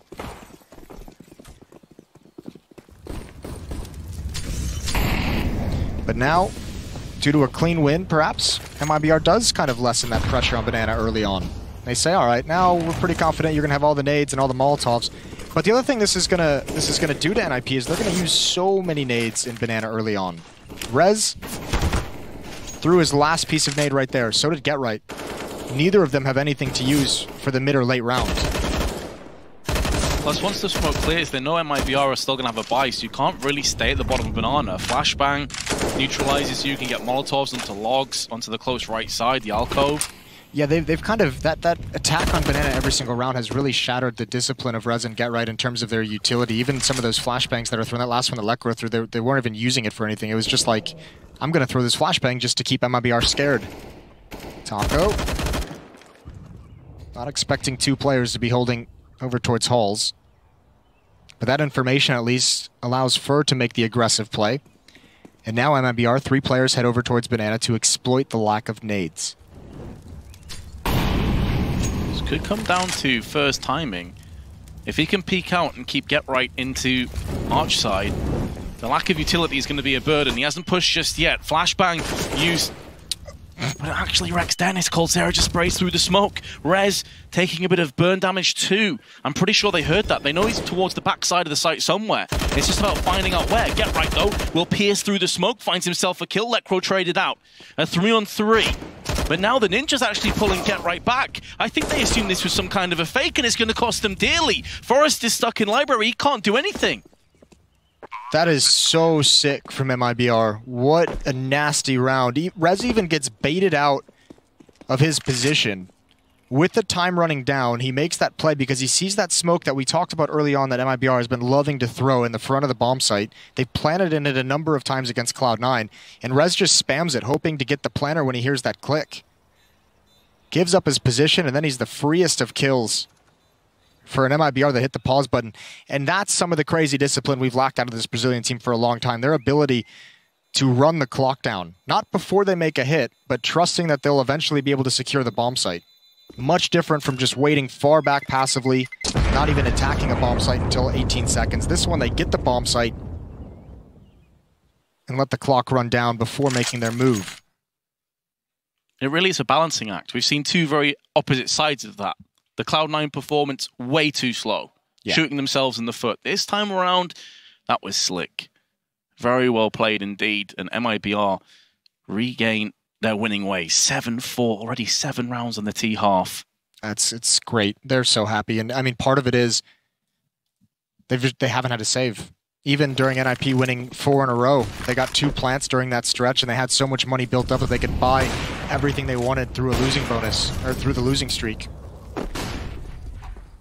Makes it so difficult for the defense where you never get a reprieve from the pressure. NIP has bended. They haven't broken yet. But they're on the verge of it. I think this round, if MIBR wins it and NIP cannot buy in the next, they're just going to run the score up. MIBR looking to snap onto A. Heavy presence from the counter-terrorists here, though. Swedes have 3 players on this site, with Rez watching Arch. So this leaves Get Right alone with the UMP, so he could feel a little bit vulnerable over that. But Rez now going to have a look towards Arch. Is he going to peek? Could this just come down to timing? Could this entire round rest on his shoulders? Perhaps so. He's going to back away though. Molotov out. Fur is going to go straight in. He can sense weakness, but decides better of it because he knows there's a crossfire established. Lekro gets 2 with an MP9 of all weapons, but now it's going to start to bounce back in the favor of MIBR. Dennis on an island all alone. He is marooned on A site, and he's been found and fragged, leaving Rez now with the weight of the world on his shoulders, and he will crumble. That's the kind of pressure you like to see Fur applying. Running in through the archway, showing presence, acting like he's going to chase down the kill and backing up when the fight isn't in his favor. That halts the rotation entirely. Get Right realizes the danger Dennis is in and is just trying desperately to get to him to be able to provide some kind of support. And Fur's just waiting. 15 kills, 14 on Cold Zera. Over 100 ADR for the both of them. You're saying that the ninjas were bending, but they hadn't broke just yet. Well, I think we've reached that point, Moses. Yeah, they just snapped like a twig. Under the foot of Made in Brazil. Play stacked up mid. Lekro's got 2. Oh dear. Oh dear, oh dear. Some kind of support. All right, well, everyone take a deep breath. The game is still going on, so we'll cast it from our monitors. We got Phelps heading into this B bomb site. He's going to pick off Dennis. It's a 2-on... well, actually, it's a 1-on... No, it's 2-on-1 in the favor of MIBR. At this B bomb site, the bomb did just get planted. It's Get Right who salvaged an AK-47, and we're back. Some radio broadcasting for a few moments there, but Get Right, as you say, 1-on-2, 21 health to his name, doesn't want to go for it. And remember, it was pistols. Lekro landed a couple of tasty 1-digs. I think there was a team kill in amongst it as well. I think Dennis shot someone in the back of the head. But whichever way you spin it, MIBR are going to have a 9-4 lead. That much is for certain. AK saved would be a pretty healthy bonus. It's about the only positive thing that NIP have going for them. And the utility that Get Right is salvaged. You can see there, actually a good amount of utility that he wanted to spend cash on. So we can drop that AK-47 over likely to Dennis. So that Dennis can have more nades and maybe an extra kit. NIP need these last 2. Good shooting from Lekro. You're right, Dennis did take out Forrest. A couple of deeks. It's the 2 heavy hitters for MIBR, but just not enough to really fight for that round. So Op in Lekro's hands. Op in Fallen's hands as well. Is this the first time we've seen an AWP on T side here? He had a couple rounds ago. Oh, okay. Not too many times. I didn't expect on the T side he's going to go very aggressively. Nothing tentative, nothing nervy about this play from Fallen. Someone loves it in the crowd, and he's been killed anyway. You do like to see Fallen going for those kinds of plays. Probably feels a little bit of freedom with this kind of a lead. That could evaporate pretty quick. Electro gets one with the off and get right as well on Phelps. It's just coldzera, and he can pretty much do nothing. Down to 25 HP. He's hoping someone peeks into his crosshair. He's going to get obliged, but not ready for it. He moved just at the wrong moment. 5-9. I mean, I give fair play to NIP. I know he just said they kind of broke like a twig. And they have to a certain degree, but the fact that this isn't just a complete blowout of MIBR just running them over is really, really impressive from the Ninjas. Yeah, again, this is where the veterans, the older players that have been around the block, need to have that presence for the youngsters. They've shown time and time again they're a tenacious bunch of players, though, this core lineup. We've seen some pretty sick comebacks, actually, over the duration of this major. This would be definitely up there. A map behind, 9-4 at one stage behind with the Ninjas on their CT side. If they come back from this, I'll have all the respect. Forest, though, going to find the first and the final round of the half. And if Nip can pick up a 6th, this is still very much on the table. Yeah, it'd be doable, wouldn't it? You'd be happy with that, considering the beatdown they took. It's been a solid run. Lekro waiting. You can't make any assumptions. We've seen MIBR pop flash through the smoke and blow up towards brackets a number of times. Lekro is there for those, so using his utility before he knows what's coming just to delay as long as possible. Well, this is where Rez's position is so important. He had huge amounts of intel for the rest of his team perched up on the wall.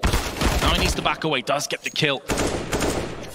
And Get Right's gonna lend a helping hand. If Fallen isn't careful here, he will get taken down, and that's gonna be the case. I think at first he was posturing for a pop flash, but then realized, oh, hold on, there's no one else up here on Banana. So they're on the app side. And Fur, that Molotov and the tag from the AWP through the wall is going to funnel him right towards Forest. That's the shot coldzera wanted. Just missed the timing on it. Now what's left for them to do is cross their fingers and jump out, but they're completely blinded, and Fur goes out. coldzera still here. Forest is going to finish that off. So the half ends 9-6. NIP, they weathered the storm as best they could. It's not bad, but they're still in a hole that they need to dig out of come the second half. We're heading to a break. When we come back, we'll see if the Ninjas can recover.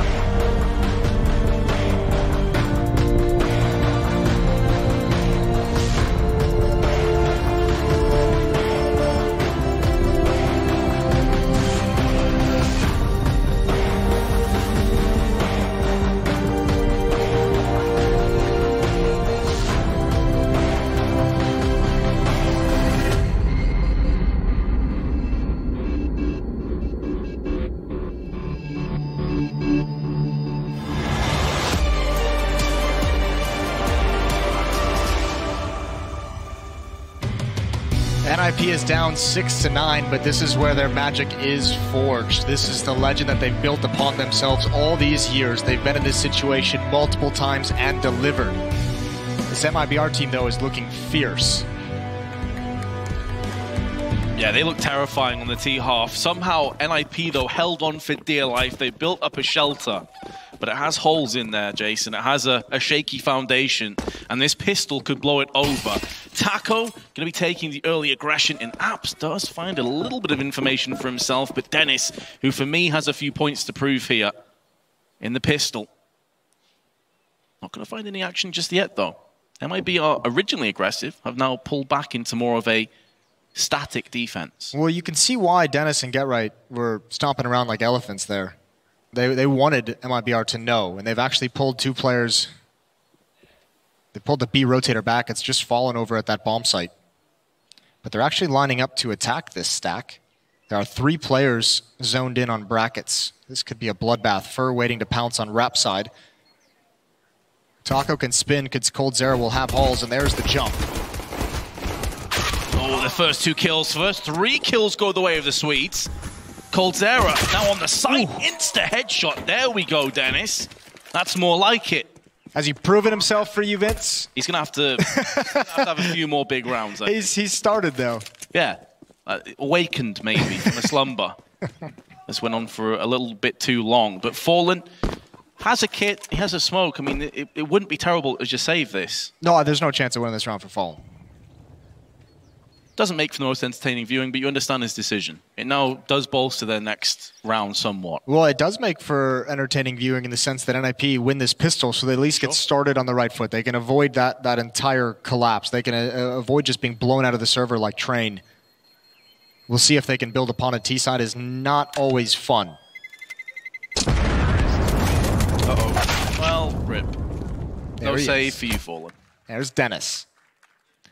Just hunting down some frags, trying to feel a little bit better, build some momentum for the rest of this game. You can see they're 7-10. It was a rough CT side for all of them, if we're honest. Yep.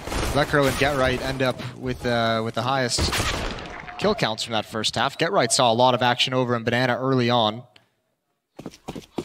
Plenty of opportunities to build up his scoreline, but that start of that game was just so dominant at the B bomb site. Dennis over at A just doesn't even have a chance to get involved in a lot of the fights. Rez throws his Molotov into no man's land. Phelps gonna come down. Good win from Rez as the bells ring. This Molotov will connect. Just enough to force MIBR a few steps backwards into the arms of Forest. He's had a bit of a quiet best of 3. But if he starts to find some form, this could get real interesting. Fallen alone. He's gonna have some help by Taco momentarily.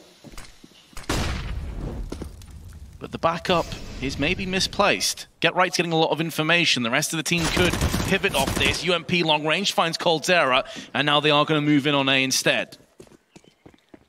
And we'll see. Remember, I mean, MIBR back on Train in that first half, they were ruthless in hunting down guns. We'll see if NIP wants to play that same style, that shock and awe. GetRight's got position to allow his teammates to come. He's cleared out CT spawn, so he at least has that portion of the map safe, which means his teammates can get close enough to hunt down these weapons if they want. Rez starting to move across the map as well in those halls. Dennis peering down mid. And plenty of time still if they want to commit to that. But too spread out to really go for any kind of deep dive into this B bomb site. GetRight starting to lurk up now. Forrest is coming to join. Rez is going to be at the base of Banana where he might be Fallen. That might be the next battle, and Fallen spotted some. Ooh, that's money in the bank. They're not going to mind that at all. Money towards his AWP fund, but GetRight's going to find him in the backside there. Oh, no! He actually did get the kill. I thought he'd been denied just beforehand, so they at least take the weapons away. But it was a little bit scrappier than the Swedes would have liked. That's going to be fine, though, because it makes them feel much better about this round. You know that MIBR, there's not enough money on the CT side, only 2 rounds in for them to reinvest in those deagles, so they just wanted to make sure that... And remember, coldzera on Train had a triple kill with a deagle that stopped them in their tracks. They don't want that to happen again. Even just 1 deagle can be dangerous. So it's just a P250 and a flashbang in Taco's hands.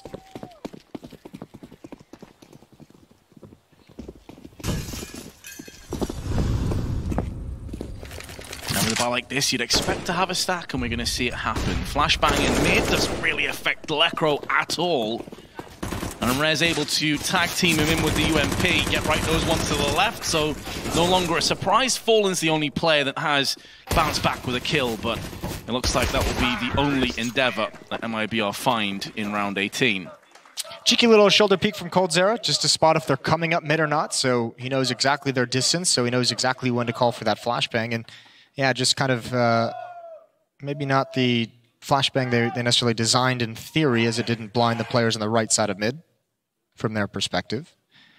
But we're all tied up, Vince. 9-9 into the first gun round. Fallen has the AWP and a smoke. He's going to take that towards the B bomb site.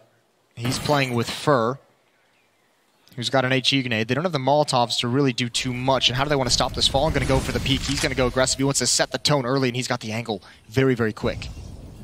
NIP have to be careful about how they attack Banana if they go back to it all in this round. Phelps is the only one playing in mid right now. He's in cubby. He's joined up by Fur just at the right moment. Could be a slaughter. They're not going to check this, and there's even a third player at the corner. Brilliant rotations from MIBR. Still a chance for Nip, and Forrest is going to open it up. Now, coldzera did see both players, so now they know they can stay in position. Fallen may need to make a move up. He does have the AWP, though, of course. So at range, if NIP try to back away through mid, he will have them dead to rights. But they're going to decide to buckle down. They're going for the A plant. Lekro in good position is going to get one, and now it's down to Fallen. The in-game leader, the AWPer. He's pulled off some miracle plays on this very map with the AWP in past. I think it's a little too early for him to risk the AWP unless someone from NIP was going to make a mistake and actually push into it, so he's just going to back off. They want to have one weapon in the next round, but that's a great opening by NIP. They encountered a lot of resistance in mid. 3 players on Rap side, and they're able to take them all out. Brilliant shot by Forrest. That third player swings out wide. And the exact fight he wanted, so NIP take the lead. As shocking as that may sound after watching the first half, NIP looking to force a third map.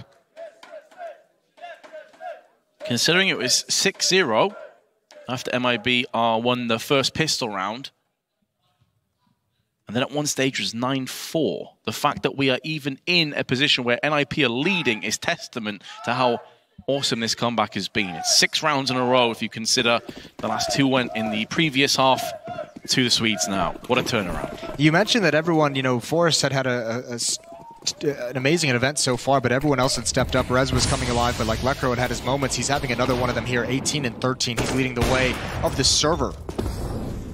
So the AWP in Fallen's hands. A half buy behind it, and they've got 4 smokes left, so they can play some delay tactics. NIP is going to have to apply some pressure to force those out early in the round. But if Fallen can rotate into the right position when needed, the AWP combined with the Deagles could be so deadly. Phelps has the CZ, that's over at the A bomb site. NIP is going to wait for some counter utility. Fur and coldzera need to hold the line. coldzera's already gone down. What can Fur do? They haven't checked the pillar yet. The Molotov doesn't spread, but there we go. Get Right's going to be meticulous in his approach.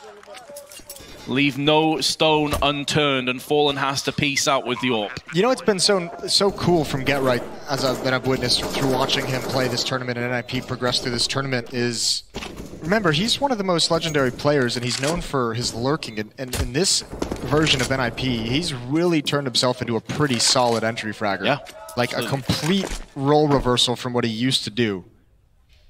And even in the rounds where he is lurking, he's still acting as an entry a lot of the time if they decide to rotate back around to him. Hey, he's like their plan B, isn't he? Yeah. And one hell of a plan B at that. Yeah, what a luxury. But it's pretty impressive that he's been able to reinvent his game. He spent you know, a year with some health issues where his performance kind of dipped. A lot of people didn't think he would be able to come back and have impact at this level of play, but I think a lot of times during this tournament he's proven them wrong. A really good state right now of CS when you think about how many storylines we have coming into this major. MIBR starting to show up again. You've got some of these old veterans in Get Right and Forest really turning things up. FaZe of this unknown entity still. Yeah, they're kind of like the last one that you'd like to see turn up, because I still feel like we haven't seen how good they can be in this event. Yeah. 11-9 in the favor of NIP. Double op setup coming out for Fallen and coldzera, and we've seen coldzera be very serviceable with a double op, playing it towards rep side. But so important for this map is retakes, and double op is really going to hinder that on the CT side. MIBR hoping those ops can stop NIP from even taking a bomb site and avoid the retakes altogether. We'll see if it comes true. Molotov not quite on point. I think it hit off the wall. I'm not sure if maybe it was actually designed that way just to stall the potential mid push, but MIBR, with their heavy investment over on B, isn't really going to yield much, so Fur's going to pull back and join the rest of his team on A. This is going to be a timing hit. They got to go now as well. Fur's almost here. He's going to be in library. Here comes the flashbang. Get right, shooting to make sure Taco looks directly at the flash. It doesn't work, and I don't know how coldzera hit that. He looked completely blind, and this hit is stopped cold. That was absolutely ridiculous, and that could be the determining factor in this round. Because whoever he hit was about to drop into pit, and things were going to get very interesting. Molotov kill onto Lekro. I think the smoke was about a second too late. Dennis is going to pop up and get instantly knocked down. Taco's picked up 3, make it 4. What a hold. Yeah, great round from Taco. Stopping the first attacker. coldzera gets the second, but he shuts them all down from there. NIP, they try and catch MIBR sleeping a little bit, and I think they had the right timing. I don't think Fur would have been able to get too involved in that action, but Taco and coldzera getting the first 2 kills of a hit like that pretty much seals it. MIBR creep a little bit closer to regaining the lead, 10-11. And all 5 players survive. That's the important part. Now they have an extra buy behind this. They have a little bit of a buffer. Oh, the flashbang underneath Reyes is going to do a lot of damage. He doesn't realize it. It was perfectly timed. You could see him covering his eyes as he was melting away. So that's now going to put them on the back foot. He can't afford to stay around a banana in case another HE comes down there. I think the biggest problem is, I don't know if they even realize it's a double op yet, but they have to be able to push this defense back. Forrest is snuck in a position at logs. He could peek up at any time. Phelps has no idea. Fallen peering deep. Sees the shoulder, swings out. Oh, he couldn't complete the kill fast enough. Fallen is so low. Oh, a good response, a good trade from Rez. And that will force the defense back, and that will thin the defense at the A bomb site as Fur comes to join with Phelps. Must be so frustrating. He was on the very cusp of getting both of those kills, and instead got neither. As you say, the Rez does counter the frag with one of his own instantly. And now Phelps and Fur going to hold position. Phelps tagged up heavily. coldzera readjusting as well, going over towards CT arches so we can have a fast rotation if this B hit comes in. Lekro is lurking up brackets. Needs to be patient though, and he's not going to be. Oh my god, coldzera almost pins him to the wall. A risky play from Lekro, and Fur, that's got to be frustrating. Blind luck through the smoke. Time though, Moses, 20 seconds. NIP have been Molotov'd off. Oh, this is going to be so frustrating. They've got to be itching to get on this site. There's a small gap, actually a massive gap for Phelps over this smoke, and he can just bide his time, ready to strike. Switch across from Fur for a triple spray. MIBR, turn it up a notch. They had so many win conditions there as well. They didn't even have to necessarily get the kills with the time being that low. They could have just kept throwing bodies. Even if they go down, it just takes too much time for NIP to clear out the bomb site. 11-11. Not having a plant kind of hurts NIP. They have a full buy this round, but the coffers are running low. Maybe it's not blind luck. Maybe they boosted over and he just saw him at the last second. Either way, this transfer with the AUG looks easy. Fur was so calm after that huge play. coldzera, though, aggressive in mid. Reaps the reward. And NIP just can't catch a break. Well, that double op has been quiet. We haven't seen it get too many picks, and I think coldzera was just bored. I think he wanted to go take a shot, find a fight. Fur close up. Dodges the flashbang, swings around. Forrest is ready, and Fallen had it trained through the smoke. He doesn't realize it. He's got to try and back away. Once you see the nades start raining over, you might as well, and there's a missed shot. Now they have the B bomb site susceptible. It's just Phelps, 1-on-4. There's 3 players here who could catch NIP unawares. What an entry by Rez. Phelps will be devastated he didn't do better, but still take nothing away from the Swedes. That's a beautiful take. It really is, and it's relentless. They just keep pushing forward despite all the obstacles, and this has turned into a bit of a brawl. A bit of like a Rocky movie where there's really no style or substance. They just keep hitting each other and see who falls first. There's no defense, just haymakers. Yeah, and everyone can take 1,000 punches. Yeah, exactly. It's going to be the last man standing to the bitter end. This is what we were looking for, though. Taco and coldzera are going to look to hold on to their equipment value. Open M4, looks like they're going to be able to do it. I can't see any of the NIP players near them. There we go. We move into round 24. NIP regained the lead. MIBR with the save guns will be able to drop some and come back swinging once again. It's a pretty big round, though, for how long this fight can continue on the MIBR side. Most of their players are bought to nothing. Phelps, Fur, and coldzera have nothing behind this investment. So for NIP, winning means easing their troubles in the future. For MIBR, it means extending the amount of time they can actually fight for this map.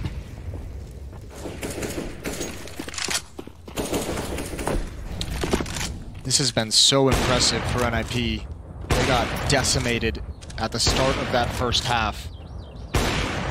They stopped the bleeding, closed the gap as much as they could, and now on this T side with the advantage. It's been 6 of 8 rounds in the second half have gone in the favor of the Ninjas.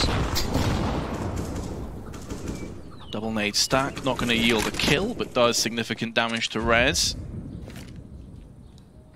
Standard formation on MIBR, no 3-player stack on B this round. Fallen's had a bit of a quiet game as well, just the 7 kills, down around 30 to 40 ADR. Could be a player that separates these two teams if he starts to find some more shots. Is now his moment. No. I am so stunned he missed that. Yeah, he set that up perfectly. Looking into the wall, he was hoping that NIP would flash it to indicate they were coming.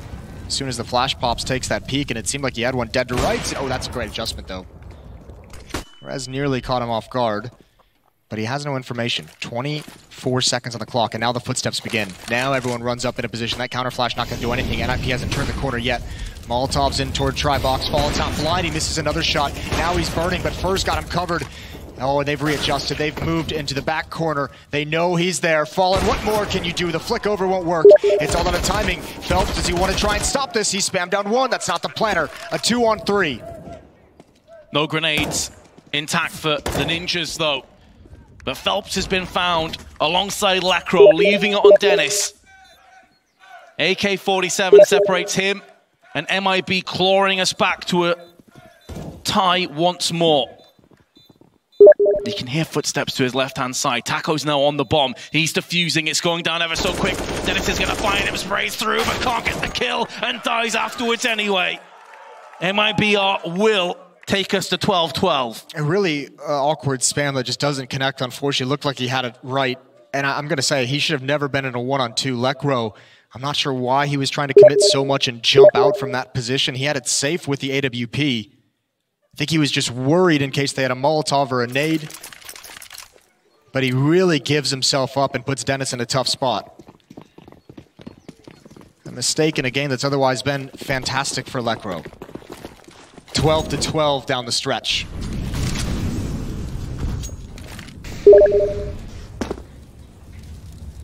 Could not be any closer or more tense. MIBR 4 rounds shy of securing their position in the top 8. The setup is so sick. Shot lands, Taco's gonna come in afterwards. You expect him to be looking at the left-hand side. That's so unlucky from coldzera. He lands the shot, but somehow it's a leg. Not the chest. Phelps is gonna get flashed out, can't follow on and track with the AWP. Bomb gets dropped, but it's in a position that's salvageable now. Now Phelps has gone with it. And with Fallen and Fur alive, they are going to find the first player in Forest who is stuck in apps. Back turned. Fallen takes a dink for his troubles, but now going to press forward.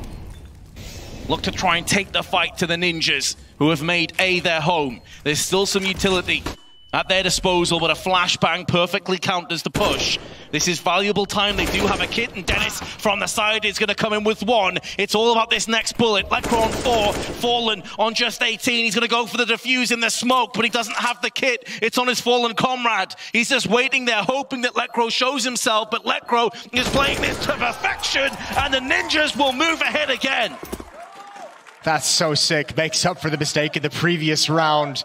Beautiful play from Lekr in the pit, using utility to delay. Pressing the issue as well after the stack just doesn't pan out. 1 kill for coldzera. They wanted more. Taco couldn't get anything, and that leg shot is the one that sealed it. Lekr with a big-time win. Giving NIP the lead one more time, 13-12, and that's it. MIBR. They couldn't build up enough cash flow to keep fighting. Back onto the pistols. They'll have one more chance in the last round before NIP are on map point. Leg shot onto Phelps. Great reaction speed, just unfortunate not to get the outright kill. But as you said, Moses, there's not really much behind it. Just a deagle and a P250. Phelps is the player of the P250 that got legged. And Nip are on the precipice right now of taking us to Mirage. We are that close. Barring anything crazy, you're exactly right. And I say that because 4 players coming over to this B bomb site, and they really only have USPs. Rez is going to be hurt. He cannot be on the front line of this attack, which kind of lessens it down to just 3 players because the AWP is going to stay back as well from Lekr. Forrest's going to inch his way in. I wonder if they get baited off that. You don't typically peek if you're stacking a site. But Forrest, he's been here before. He's not going to get taken down from that, and Taco's the last player. Yeah, I was worried there, because typically if you stack, you just hide in position and hope for the best. Yeah, that's a play that I think most pros will have ran into in the past, the old bait and switch. Send a player out to die and hope they commit to the bomb site without really second-guessing it. I think the great play also is from Forrest, just crouching underneath that boost and getting as close to the smoke as possible. The player on top of the box is expecting contact from his teammates, and he's just a free kill, and then they check the boost, realizing the possibility of a stack. 14-12. What a great offensive half from NIP. They have looked stellar in recovering from an opening half that was just so painful. Lekr still leading the way as well, 22-17, but none matters more than the impact of that clutch, that 2-on-2, which turned into a 1-on-1 that he takes out Fallen. Yeah, if they end up winning this map, that was the moment, that was the turning point. Fur's leading the way in the whole server, 23-17, and coldzera's not too far behind him at 21. So for this series, that would put Fur on 46 kills. Yeah, he's been pretty nasty, hasn't he? He was on 23 on Train, and we're not done just yet. Both teams come through with a pretty decent buy. Obviously, MIBR do fall behind, courtesy of, well, let's just be real, a very shaky last few rounds. No ops. They've wanted that double op setup. They've had it a number of times in these rounds. They just don't have the money for it. No kits either, Vince. And we've seen a couple retake scenarios that have come down. Taco being spammed. He had the kit that allowed him to secure the bomb defuse before he got killed. Fallen in the last round, not wanting to stick the defuse without one. Yeah, you're exactly right, especially with just 2 Molotovs and smokes in play, and some of them are now being tossed out. Flashbangs are running low additionally. Nip have had such a good read on this T-half. Still trying to spam through just to make sure that no one is close at the top of Banana. Checking every angle, Molotoving out sandbags. Taking every precaution necessary, as you'd expect, with so much on the line. Also looking for a reaction on the other side of the map. On these rounds on Inferno, when it comes down to the stretch, you often see teams and players shy away from some of those aggressive battles in Banana, willing to take it just to a late round set piece. Only one counter flash, and that's in Fur's hands. He's at the B bomb site. It'll be useless. MIBR just has to straight up win these fights. Get right jumps in. Phelps is going to finish that off. They know both are in the site, but this is hard. They're being pushed back. Dennis going to swing out wide. Him and Rez going to find that kill. coldzera hasn't been cleared. 8 seconds left on the clock. coldzera's going to deliver again. It's Forrest who's got to go in with the ult, but he can't do it. coldzera, patient in the site, is going to get MIBR on 13, just one round behind. And patient is just the spot-on word. He had a couple of chances, a couple of glimmers to take that shot right here, and he waits for the perfect moment. He was everything in this round for MIBR. If he goes down with only getting 1 kill, the plan could be put down. The round is still open for debate at that stage. His teammates ran just enough distraction to make his position so powerful. Timeout being called. You could see Zeus talking over with his teammates, NIP discussing amongst themselves, Zeus and coldzera being very vocal.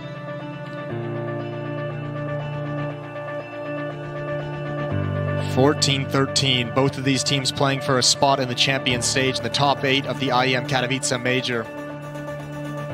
Everything on the line here, NIP 1 map down. They must win 2 more rounds, and they're out of money after this bye. Everything hangs by a thread. MIBR at least have the luxury of picking up the first map.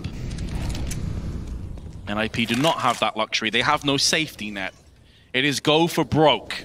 Quite simply put, if they lose this, MIBR are through, and then NIP will have to play another best of 3. Lekro, who has been one of the main stars of Inferno, is the first player to have a quick peek up mid. MIBR have got 4 players over here, but they're now going to retreat Fallen back towards the B side. Maybe anticipating a full-on 8 rush. Didn't come in.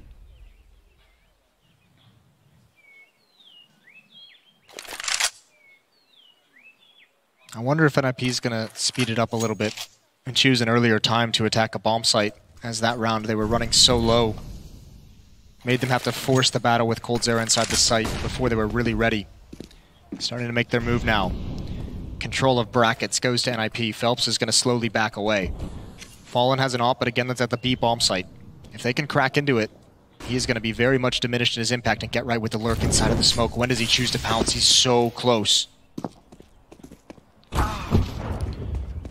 Dennis has been found though, so now MIBR's alarm bells begin to ring. Hell of a shot by Lekro. It's a flashbang. Pressure so much on Fur's shoulders, and he's going to come out. He's preemptively spraying down with his Orc. Oh, Fur's going to hold the line. And with it, NIP are going to concede this round. They don't have control of the bomb, and Get Right can do nothing with 8 seconds left. What a dirty shot by Lekro, and an even better hold of the line from Fur. He's been so stellar. We mentioned top of his team, top of the server, and Get Right. That's a disaster. He goes down after the time is done. He gets no bonus money, stuck on 150 bucks. The timeout works wonders for MIBR, even in a high-pressure situation. And now just at the end, just at the finish line, they've grabbed control. This is so sick. I think if he felt like he had time, he would have fallen away and maybe given up that angle. But because he couldn't get away, he was forced to stand and fight, and it works wonders. NIP simply do not have anything to fight with in this round. 2 flashbangs, a deagle on Dennis, and Glocks. They're going to have to fight for overtime in round 30, and even then it won't be a pretty purchase. Fur knew if he was going out on his shield.